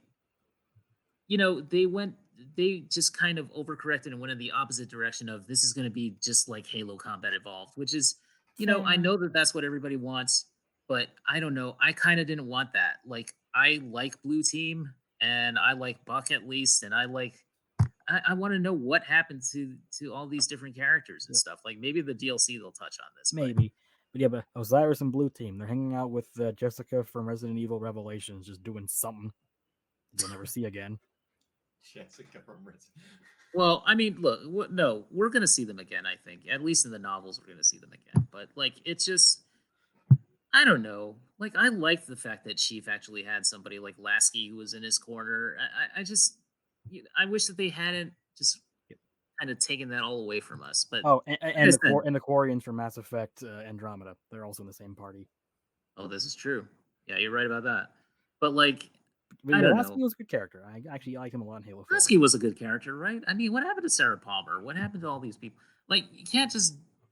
I don't know. For me, it was like I'm not a person who sits there and goes like, okay, we're going to completely wipe the slate clean and not have anything from the previous game just because everybody hated it. It's like, why don't you take something with those characters? Why don't you take something that you created and actually do something interesting and meaningful with it? I am okay with them not doing evil Cortana though. Yeah, but here's the thing: you set up this big AI revolt, and then it No. doesn't happen. I know it's. I Actually, mean, no, it kind of did, but it happens oh in god. cutscenes. Just realized the greatest comparison here is actually from Assassin's Creed, where it's like we're gonna keep setting Yeah. up that we got to fight the ancient space god woman, and then oh, actually that got taken care of in a comic that was like a side story, and then every game never talks about it again. Yeah, yeah. It's like, But like I said, I know that's the unpopular opinion, and I know that people disagree with me. That's fine, no, but I understand. it's just It was sloppy. You could have been done it better on was that part. very, very sloppy, and the weapon was irritating for me for most of the game until she actually got serious and understood. You know, the I'll, pilot is the most irritating, incessantly wimpy guy I have ever seen in a video game. I'm sorry, I did not care for that could you character. imagine what he was like in the original version? Oh God, So I'm coming into this only knowing Reach. From when I Reach is saw my the favorite. gameplay, Reach is my Reach favorite too. is great. I love Reach from what I remember. I need to play it again. It holds up. But Yeah. from what I saw, the gameplay looked really fun, but That is solid. it was Yeah. so weird to see Halo pivot into an open world experience because, and I'm speaking personally, as much as I loved the atmosphere, hmm there was one level in Reach that, in my opinion, really brought the game down, and that was, flying around in the city because I loved the atmosphere. I love that level. But for me, like, it felt like because the game, for the most part, is like, all right, you're going straight over here, just your squad and all this stuff, and that one just felt the most experimental. Well, But I depending on what you do, you can actually change certain things in that level. Yeah, really, New Like, Alexandria's level. I like that level a lot, actually. yeah, yeah, you Actually, can Buck actually shows up in change that level. certain things. Buck will show up, yeah, but only sometimes, not all the It's like time. it's like a. It's not so much open world. It's like randomly generated. It's like It's a 10 possible random events mission. you can have, and like you get 3, I think, per try. like Yeah, it's worth it in my opinion. As much as I do have some problems with that level, it's worth it in my opinion for the grunt rave, Grunt Rave. But like, I don't know. I want to know this: does the open world completely change the psychology of the game? If that makes A sense. bit. To a degree. Yeah. I think that the only way that it changed it negatively, in my opinion, is just the fact that they reuse a lot of the assets in the game. I mean, that's sort of to be expected nowadays. Like Hmm. that's kind of just how games are made now, especially in open worlds. But they really do in this game. And I think it actually shows a little bit of a weakness because the environments in this game are kind of all just one of two ways. It's either going to be the outdoorsy, sort of foresty environment that you see, or it's going to be the interiors of like the Forerunner structures, and it's very repetitive in my opinion. So Hmm. I don't know, Tyler. What did you think of that in Uh, terms? I liked it, but I wouldn't say it's my favorite Halo in the series. Yeah, I've kind of been hot and cold on all the major ones, 4, 5, and 6. There's a lot I like in 4, but there's also a lot of things that quick time yeah, events, yay. yes, But I thought and that had also probably the best everything's in emotional. triplicate. Yeah, everything you do 3 times. But I thought the Everything. emotional heft I thought was really good, and it's a shame that the next Yeah, few games undid that the every time. writing in that in Halo 4 was really strong. I thought the relationship Yes, between Master Chief and yes, that's Cortana why was very I like the weapon's a fun character, but I kept going like, but I saw her die in the fourth one. I kind of wish yeah. it stayed that way.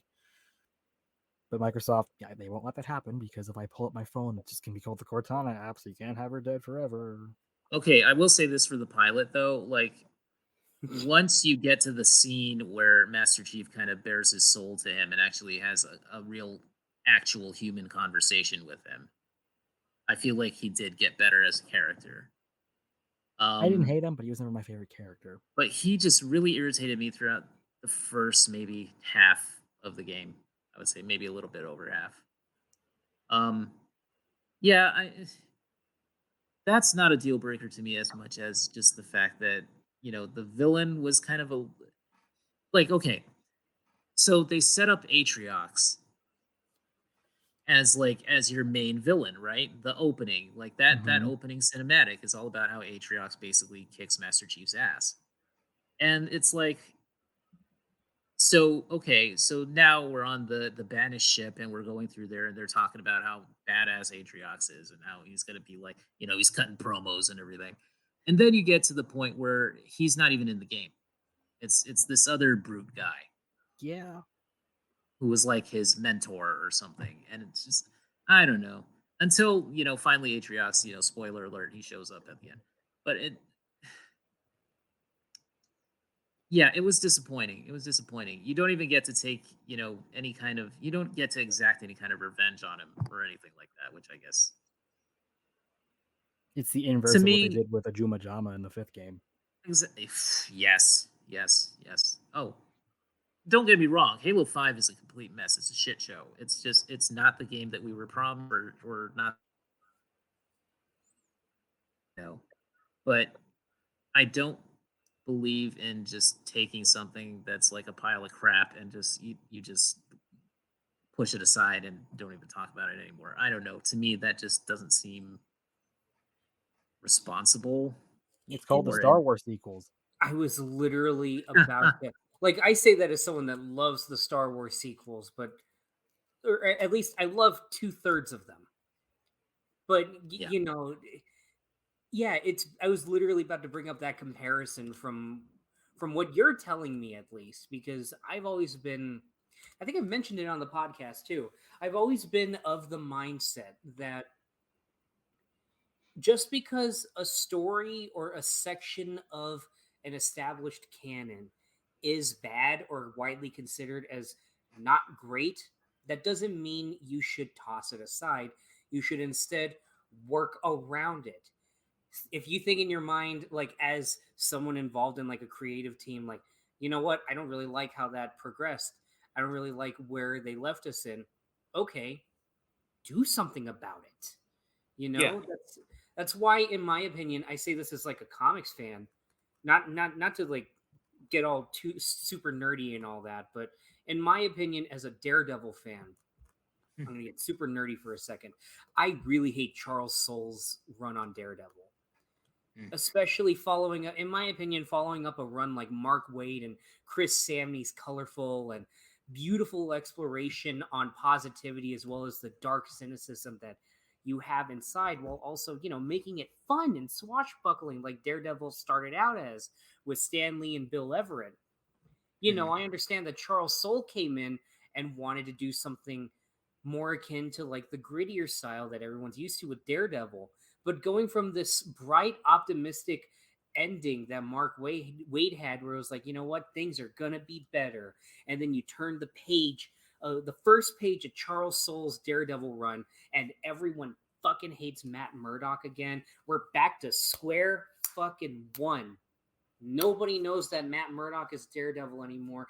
Everybody's miserable. Everybody's cynical, and it's just like that. What was that? That was such a huge pivot. And then you have someone like Chip Zdarsky, who clearly loves Frank Miller and all that stuff. He took the stuff from Charles Soule and was just like, okay, I can work with that. The problem started when you said you liked Frank Miller. Okay, I will. He has my heart forever as getting me into comics. And plus, I am adapting a Frank Miller issue of Daredevil into a short film.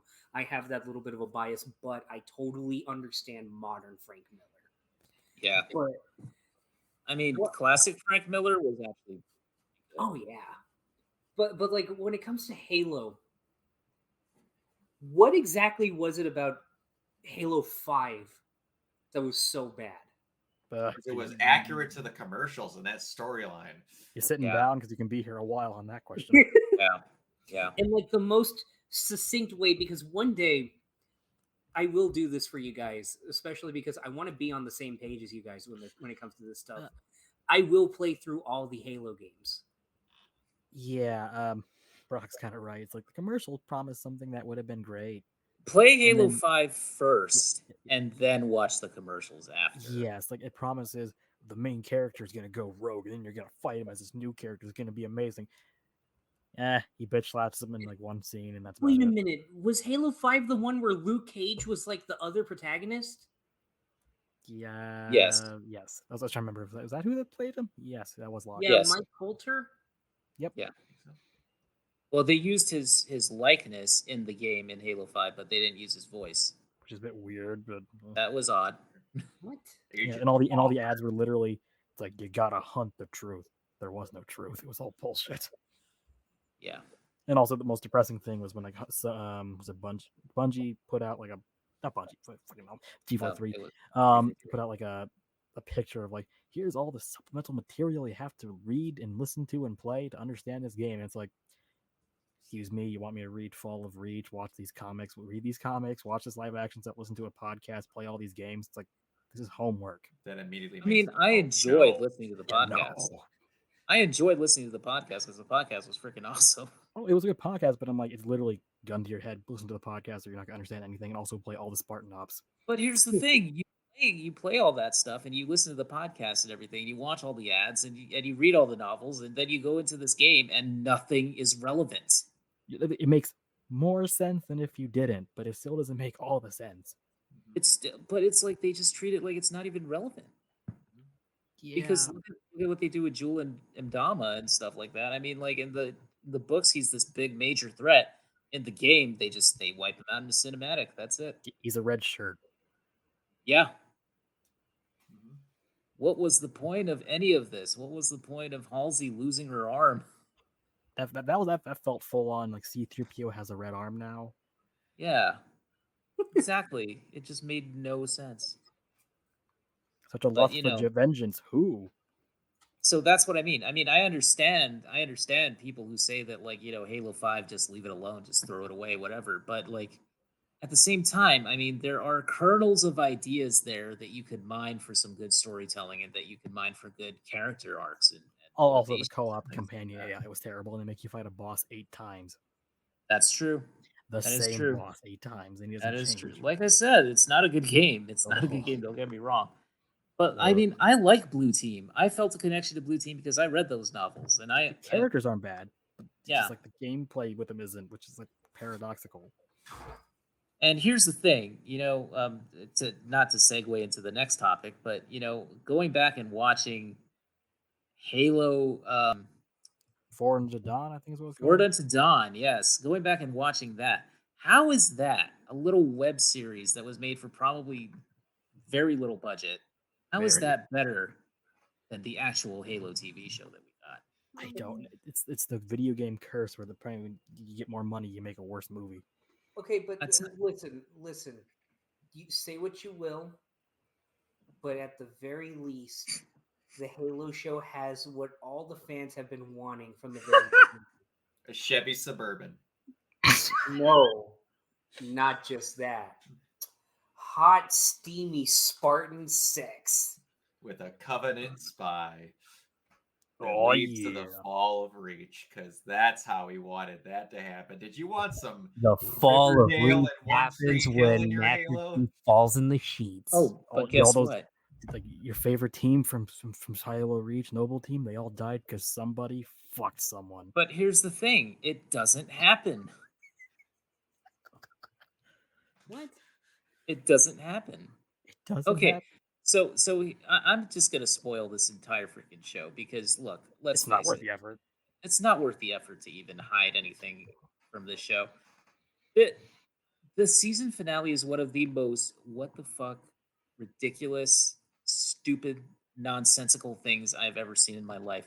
Like, so that whole thing where they're building up to the fall of Reach, right? And you think that they're going to actually show it. By the way, Reach City on Reach, not New Alexandria. It's Reach City.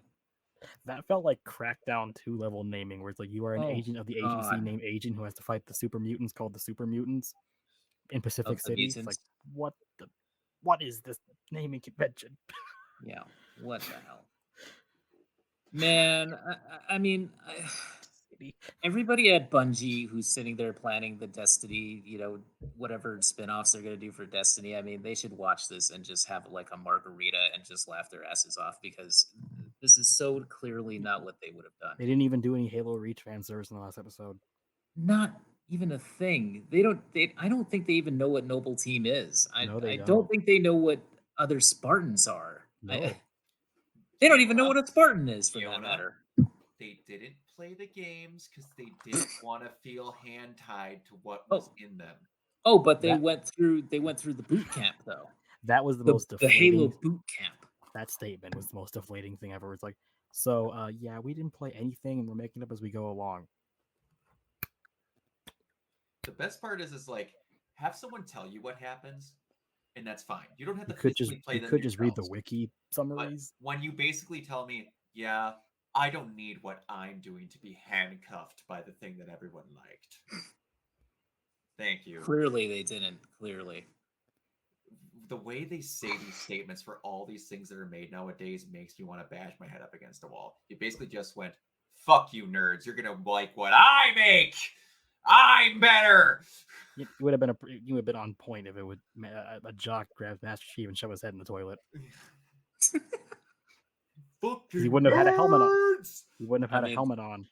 that's kind of almost what happened to him with Vanek in Episode 8. That is actually During the basically what happens. beatdown that Master Chief took. Which was somehow worse than the one that he got by Locke.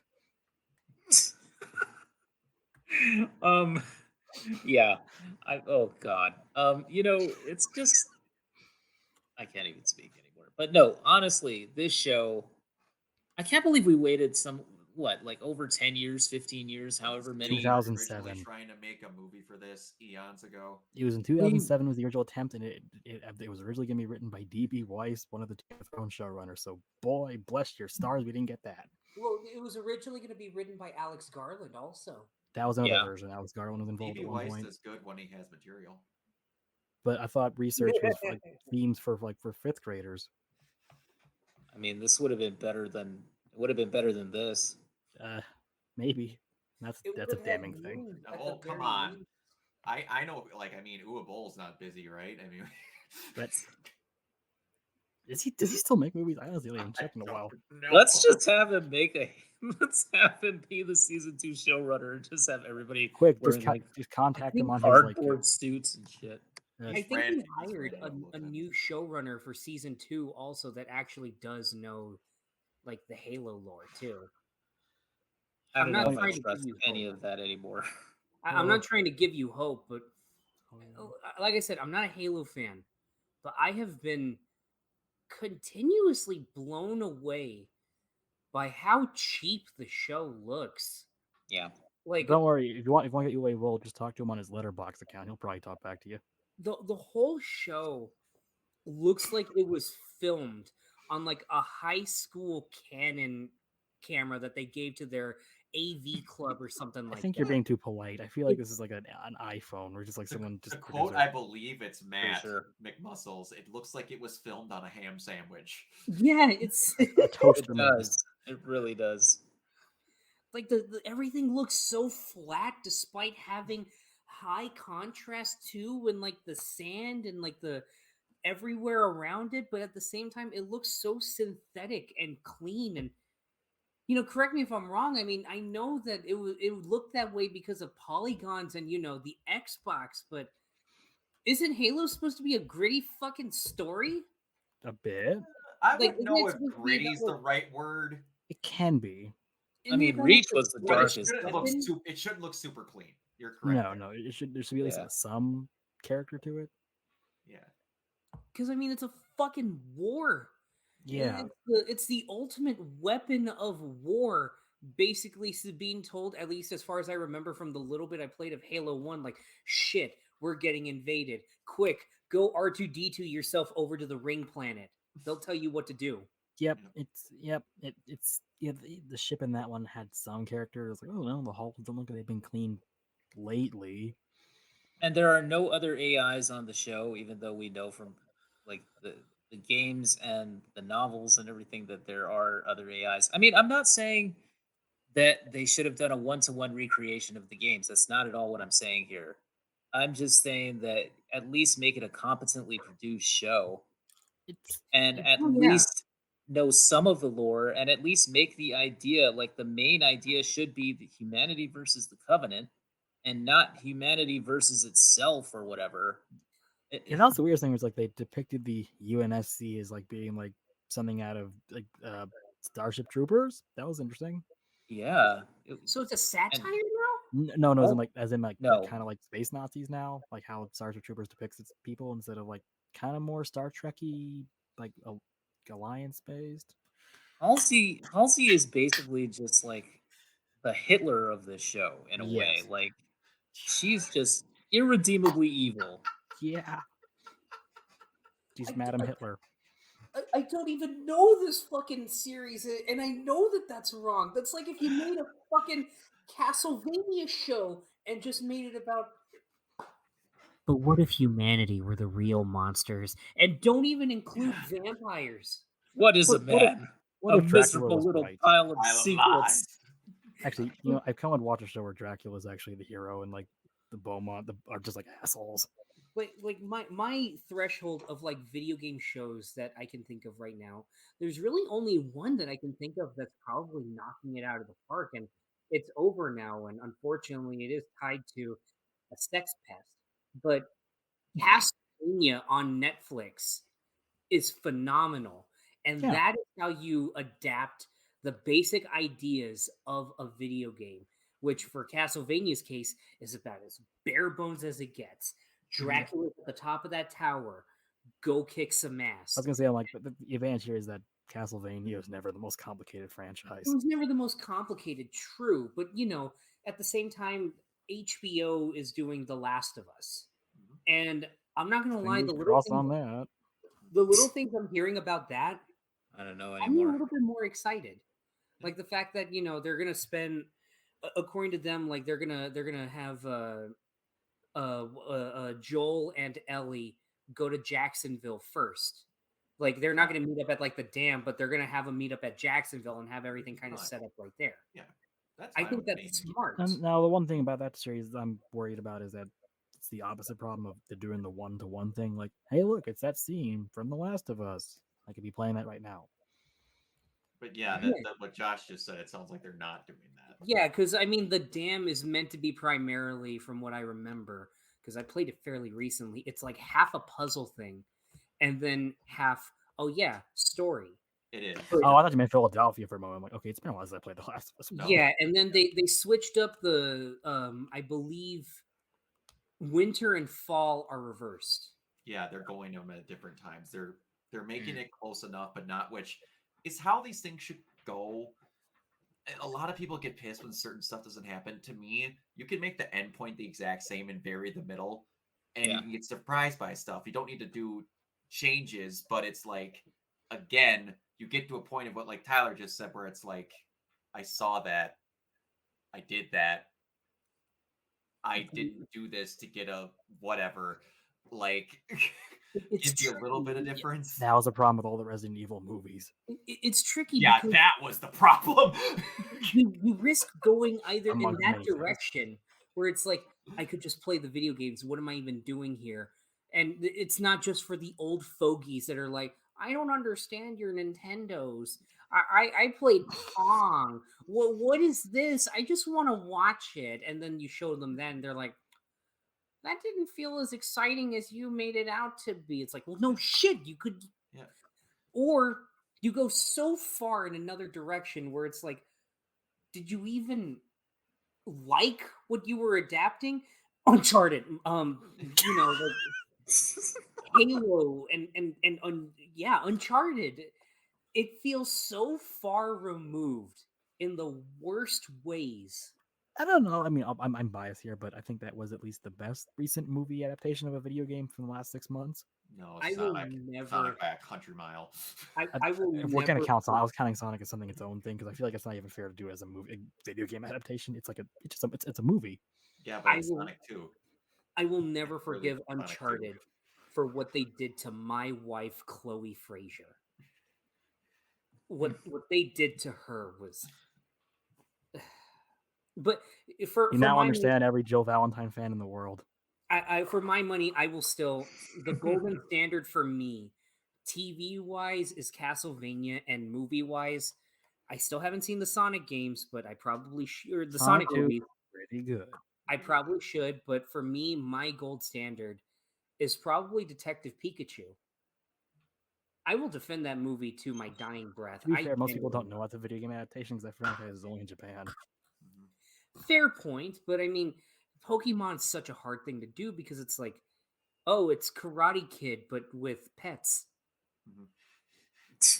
Don't think about the implications of that.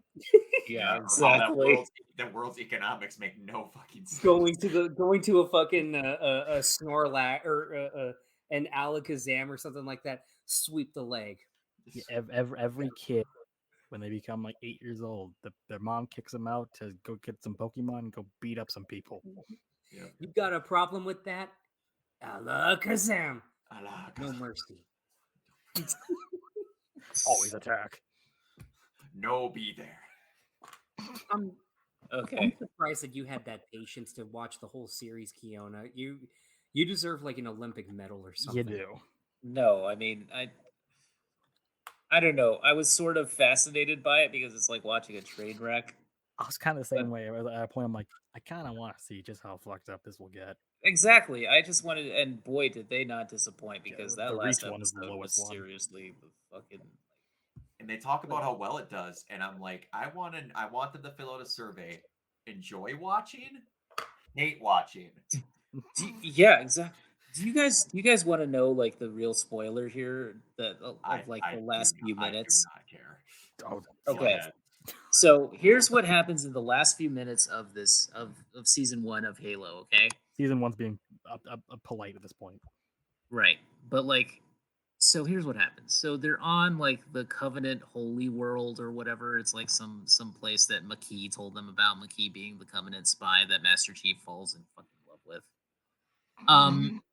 And like, so he's there with the rest of Silver Team, which are the Spartans taking the place of Blue Team. Thank God they did that at least, because at least my Blue Team doesn't get sullied by the stupid ass show. Anyway, so like, so he's there. There's a big pitched battle. It's very bad CGI throughout the whole entire thing. It's like dudes just the camera's swerving around like a drunken goose. The freaking like Master Chief is just getting flung around by the not Atriox brute, I guess, or maybe he's supposed to be Atriox. I don't know. Nobody knows. Nobody cares. The brute speaks saying Haley, by the way. I don't know. I saw that. Whatever. It was literally going like, that's like having a grunt go, What? What the hell was that? Anyway, so like, so then in the last few minutes, they reveal that Halsey intended for Cortana to basically take over Master Chief's body. So when in order to do that, Master Chief has to die. He has to be basically a corpse for her to actually like take over his entire system and just basically reboot him into like Cortana Chief. So he says, in order to save everybody and to save Silver Team and to get the artifact back from the Covenant, the artifact is the big, MacGuffin of the season. So it's basically a star map that leads them to Halo, the Halo. Is it a Sith ring. Wayfinder? Basically, it's a Sith Wayfinder, essentially. So So, you gotta get the magic dagger to get to the Death Star again. so he says, so he goes to Cortana. He's like, okay, I'm gonna just let them kill me, basically. So he sits there and he goes into, just walks right into their line of fire. They're all shooting him dead. And Atriox takes one mighty swing with his not gravity hammer and kills Chief. Basically flings him about. And so then Cortana takes him over, literally reboots him, is in control of his body, and she does a better job of being Master Chief than Master Chief did. Because, first of all, the helmet doesn't come off. Secondly, doesn't speak. Thirdly, just like mows down everybody. And that's it. He saves everybody, saves Silver Team. Just like, well, I mean, she does now because it's basically Cortana Chief. So it's Corchiefna. I was I just don't kidding. know. Is there a way we can combine Cortana and Chief? Wait, I got it. Chief. Yeah. Jen Taylor got paid. That's the best thing about this show. Yeah. That's the only thing about this show that I can consider redeeming. I mean, like, what Come on, sweet. what did I just relief. watch? Come on, it's not working. Eh. That is what? Where are they gonna go with this? I'm still I And Halsey gets away from the UNSC, right? She gets away in her little escape pod. Suddenly she has a clone of herself that they capture. I mean, I guess like in some lab, in some secret lab or something, she had like a clone made of her or something that was able to, that was like her stand-in clone whenever she needed one. Yeah, it's. It makes no sense. The editing in this show, by the way, is really bad too, because like they do some edits in this show where it's you have no idea what the passage of time is. You have no idea like how long it's been since the last shot. I don't know. It's a in lost all cause. fairness, I think bad editing in TV is just a standard industry thing. I don't know what the Yeah. hell happened, but lately TV has been so horribly edited, and I blame Mhm. streaming for it, honestly. But Jesus Christ, the show looks fucking horrible. It sounds horrible. Why is Master Chief in love with anybody that isn't his AI Twitch streaming girlfriend? He dies. In season one. Why do they do that? Why does everybody fucking do this when it comes to like adapting something where they're like, you know what? Let's make the main character kill themselves nobly in the first season, or let's do something to make people think this shit is it real? Is it actually happening? And it's like, oh my god, why did that make me unreasonably angry? Because you know what it sounds like? It sounds like a shit version of what they do with I Commander Shepard. and I heard Yes. I Again, heard that was what the weirdest part. I heard some people saying on Twitter that they're like, as a Halo show, it's garbage. It's a 2 out of 10. But as a sci-fi show, in general, if you remove Halo, it's not bad. Can you do that and remove yourself as a Halo fan? Remove Halo from the equation and see this as a general science fiction story? Well, a lot of people seem to think that that's what it was. And they just slapped Halo on it. Yeah, I can can see that. believe that. it's likely, but I mean, I don't know that I would even call it good. It's so incompetently written. I don't Ugh. know. For me, it's a if you want to call it like a lot of people kind of compare it to Galactica, I guess, too, like the reimagined Galactica series from the 2000s. It's got a little bit of that in terms of the politics within the UNSC and all that, but I don't know. Battlestar Galactica is so much better than It's this. so much better. Was Halo ever about the politics though? Not really. It was Not the really in politics of when and where he got to pull a trigger. It's in the more, books you gotta fight the they bad talk guys. about in the books there's an insurrection. They do talk about that. But I mean, when a huge Covenant armada comes and starts glassing planets and stuff like that and destroying all sorts of human life, you kind of just put the old arguments aside to kind of band together. The But only they didn't do that politics in this show. The only politics that really ever, quote unquote, politics was more of a, I want to say, tension with the whole. How long is it? What is the time frame when AIs need to get reset or they go bad? 7 years. 7 years before they Yeah, they is die. Chief not wanting to shut down Cortana? Yeah. That's That's like the Halo closest thing 4. to politics that I can honestly think The of. original 3 games, there's even less.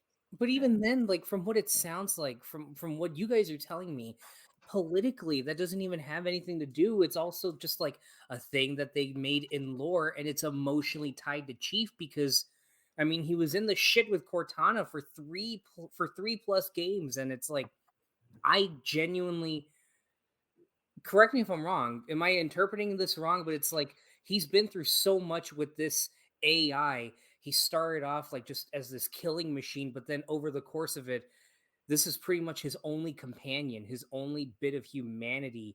For the most part, she creeps in through him. I'm And sorry, it's you like, mentioned Battlestar Galactica. It just crossed my mind. Wasn't Trisha Helfer in ODST?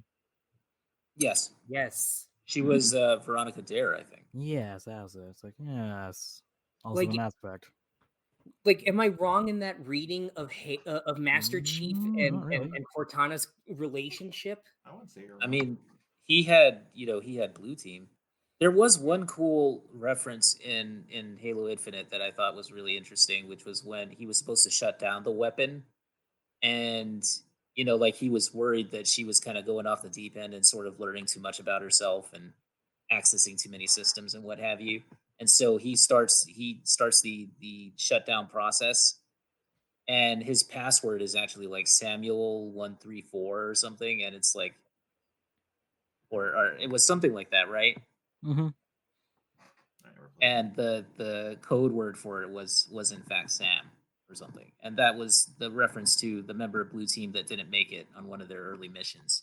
So I actually like that, but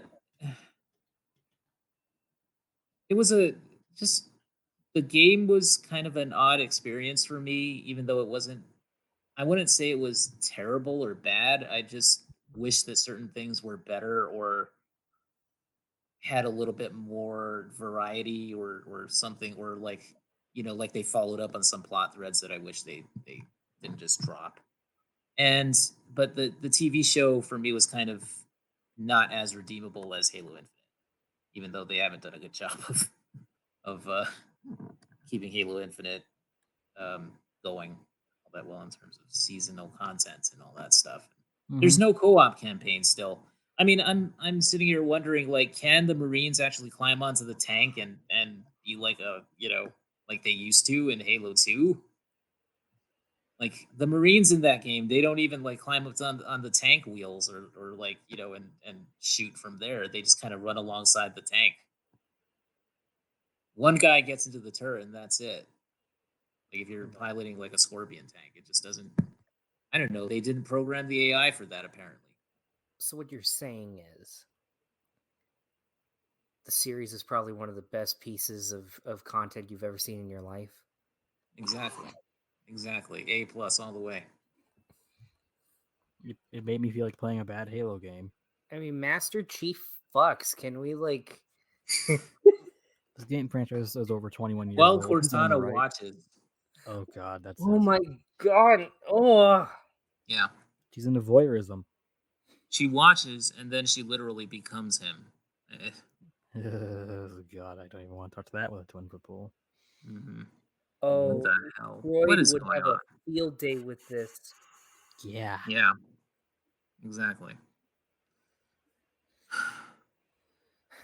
I give this series 2 months before they immediately pull the plug. I keep saying I cannot wait that this gets a season 2 and that the Knuckles series comes out, and I want there to be a better viewership on Knuckles than the Halo show. That might happen if it gets a second season. Literally, all they would need to do for marketing with that is just, do you know the way to the better video game series? Come They watch all they Knuckles. You want to know actually all they need? They have Idris Elba. you know what's funny? They already did that joke in Sonic 2. Oh my god, are you serious? They actually do. Not that hard. They don't go that, but he asks him that question. Yes, Dr. Robotnik does so. You know the way? Yeah. And the screenwriter is adamant that was not a reference, but I like to think it, I don't know, maybe Jim Carrey saw that and thought it'd be funny. All Still right. counts. So, any other final thoughts on Halo, Tyler? Makes me feel bad for not always being the biggest fan of Halo 4, because boy, it can get always worse. Yeah, man. Halo 4 to me actually had more good points than bad, but Yeah, I'd say so. 5 really screwed the pooch, and then now we have this TV series, and we have a non-existent co-op campaign, and I don't know if Forge has even made it into the game. Tell me what's talking Man, about the God, you multiplayer. guys act like the fact that you could play multiplayer was an important thing that made Halo really cool. Back then. Yeah, I was gonna say the multiplayer. Oh, Yeah, but the Banished have AIs now, so all is right with the world. yay! The All thing is that right was set with up in season Halo 2 of 2, Halo Halo Wars Infinite. 2. Yeah. Okay, let's end on a more upbeat note, shall we? I have never seen you so angry and Brock so resigned. I have nothing to add. You Yeah. could not. The last podcast we were on, I openly talked about how I have seen movies like Helen Keller versus the Night Wolves, and I won't touch this. I mean, what does that say? That could be enjoyable. That is more enjoyable than this crap that we got. I don't know, man. I got nothing. I'm letting them go because I got nothing. I'll let you do your segue, Kiona, but I'll say my thoughts on Halo. It's no DB Cooper go versus ahead. Bigfoot. If you're gonna, God damn it, if you're gonna get Paramount Plus for anything, get it for Jackass and Clone High. I won't argue with that. Well, if you watched Halo, you are a jackass. Hi, I'm Johnny Knoxville, and this is Brand Massacring. It's just How do you kill a childhood? It's just them sitting there watching Halo for 10 hours. And I'm going, this fucking sucks. I like the Scorpions more than this shit. I'd rather get hit in the nuts again. So what was that positive note, Kiona? Okay, let's end on a more positive note. Let's think about what do we want to see in the upcoming Summer Games Fest / not E3. Is there anything that you guys are looking forward to? I have one thing. I would very much like if Capcom would give me some details about that RE8 DLC that they've been hanging over my head like a freaking pendulum. It's made me literally go through every Resident Evil game and look at the DLC release just to realize how long it's been. Possible Horizon DLC, and then that'd be great. It honestly, them to finally actually admit that RE4 remake exists. Yeah, I at this point it's like, oh come on, Yeah. this is like the worst kept secret. Do it. Or if it doesn't happen in a state of play, God of War Ragnarok next trailer and release date. Yeah. That'd be nice. Also, the DLC with RE8, I don't care what it is. I would much prefer if it had the one character I don't need to name drop, but something. It's been a year, Capcom. I think people like that character. I think my dog just made a cameo in this video. yes, he did. I would personally like to see. I would love, especially after the leak happened, I want to see if Konami gives a shit about You're setting yourself for disappointment. I know. I'm gonna, Yeah. I'm gonna stop you Yeah. right there. Yeah. I'm gonna stop you. Look, when it comes to that, I'm just barely getting into Silent Hill as a franchise. I want to own these games. And you know what? You can skip Downcoming. Okay. I don't know. You might want a good laugh. Okay, you can Was that watch the playthrough intentional? of Downcoming. Yeah, watch their playthroughs. You can do that. The Axe Saga. But you know what? You know what? Say what you will about Silent Hill Downpour. That Easter egg ending is perfect. Yeah, the best Easter egg ending's actually probably from Shattered Memory. The alien ending's actually the best thing ever. Oh yeah. But like for me, I'm so starved to see something new from this franchise that I just got into. If you think this is starved, imagine being a lifelong fan of the franchise. Wait until the original Oh, Silent man. Hill creator, name is escaping me, but he's got a new game coming out called Slitterhead that looks wicked. I want to Yes. see that. Yeah. That, Like, But really cool. Like Silent Hill fans are about as self-loathing at this point as Game of Thrones fans, and they've waited as long for another book. okay, I'll just say briefly about those leaks. Like I said, I'm so starved for it. I'm not against it in general, just as long as it doesn't end like how Brock said the medium ended. Because holy crap, Yeah, that the is Medium. horrible.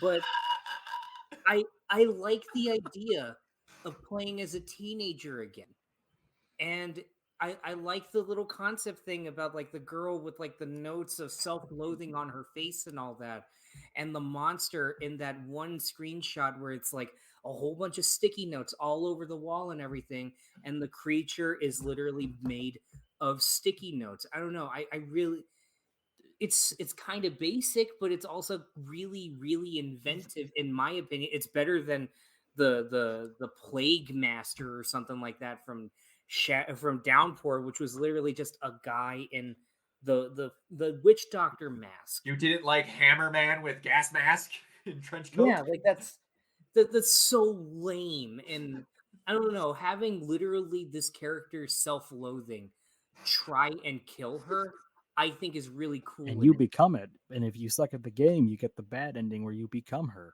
If they keep those like choices, I swear to God, that is gonna suck ass. But It's got Silent Hill's charm though, which is terribly pedantic things you need to do to get the good ending. Yeah. And the other thing I hope, it's not gonna happen, but I want Kojima to just come out and be like, hey, we're doing something.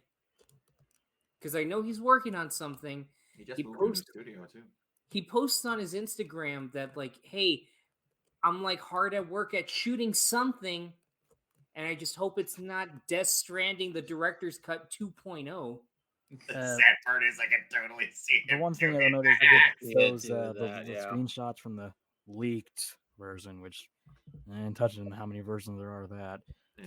Kind of reminds me of RE7, which I can kind of believe them doing that. Because, you know, it's funny. Resident Evil's taking from Silent Hill. Silent Hill gonna take from Resident Evil now. And on a note for Crystal, since she's not here, I Mhm. hope that we see an actual release date for not only Teenage Mutant Ninja Turtle Shredder's Revenge and the Cowabunga collection.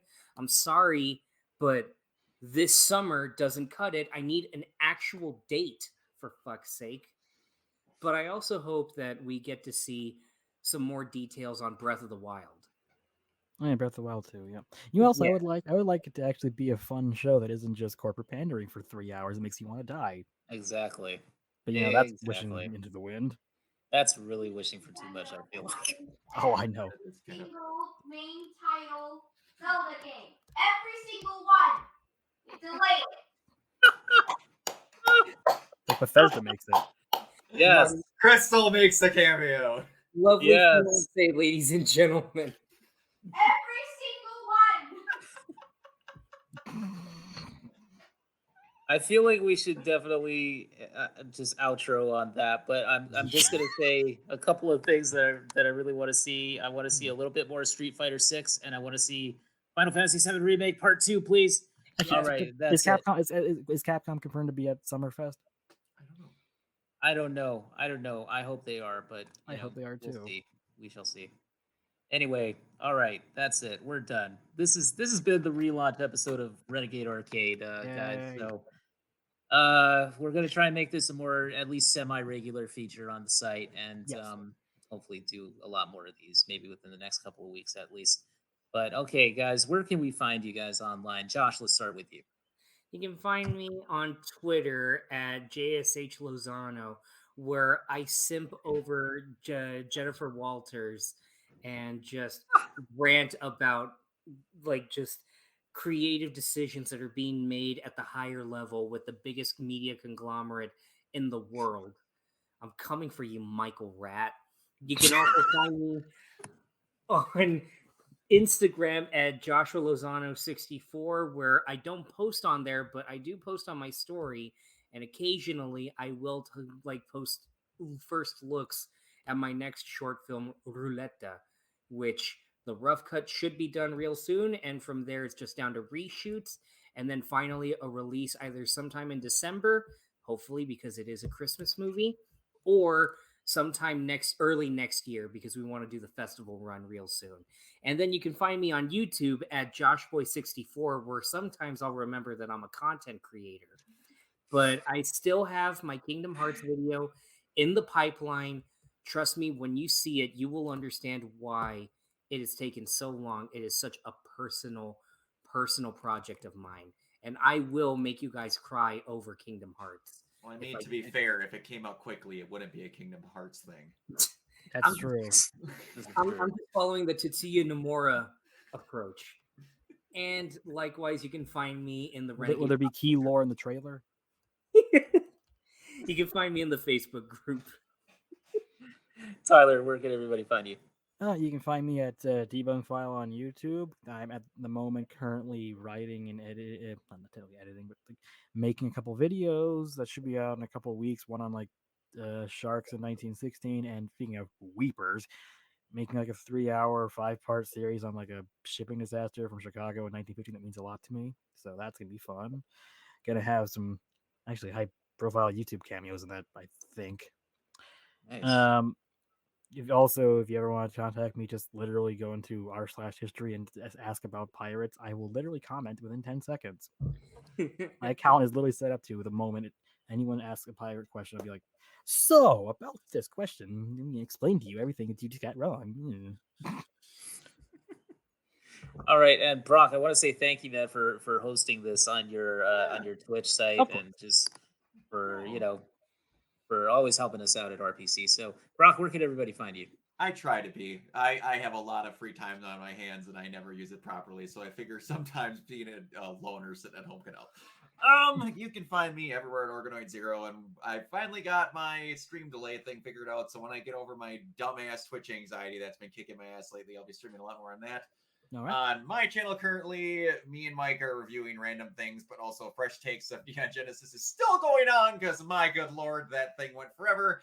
And probably within 7 weeks, the new one will be starting, which I actually got someone off of Upworks to do an animated intro for, which I'm freaking excited about. So nice, very cool. Yeah, and then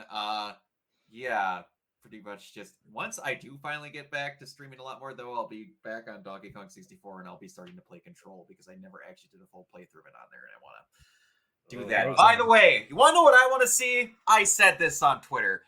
Everyone said we should do, Insomniac shouldn't be the only people making superhero games. Remedy, make a Doctor Strange game. I can see that. Oh, that would be a better use of quantum break mechanics, yeah. I can see that. Let's see Alan Wake 2 at Summerfest. There you go. There you go. All right. Or the remake they're doing of, I believe, the original 2 Max Payne games. They are. They've announced. I want more information. Yeah. Awesome. But yeah, everywhere at Organoid Zero. Except Instagram because I don't use it. But I have it. Okay, and I want to put in one more last plug for Andrew Smith and the guys over at From Gamers Magazine, because I interviewed him at least once, maybe twice, for the podcast. So, and I got my issue 3, which just came in today. Your favorite character. Yeah, that's my baby. It's Aloy. That pixel art's so good. Oh, that looks so cool. Man, this has been this is an awesome magazine, man. It's got such great artwork and such great articles in there. If anybody is interested, fromgamers.net, that's their website. Go ahead and pick up back issues and just let the team know that you guys, that you're enjoying their work. So, anyways, you guys can find me at Keona Tang on Twitter. That's KeonaTang. Also, you can find me on renegadepopculture.com. That's where we have all of our stuff. Basically, also Facebook, Twitter at Ren Pop Culture, Ren Not Stimpy, and that is it, guys. It's been fun. We're gonna keep this up hopefully, yeah. and we'll talk to you guys either right before not E3 or after not E3, and go over all the news. This that is comes like out the of that Willis Tower versus the Sears Tower. What's the point? event. All right, guys. We will talk to you guys next time. Peace out. Farewell.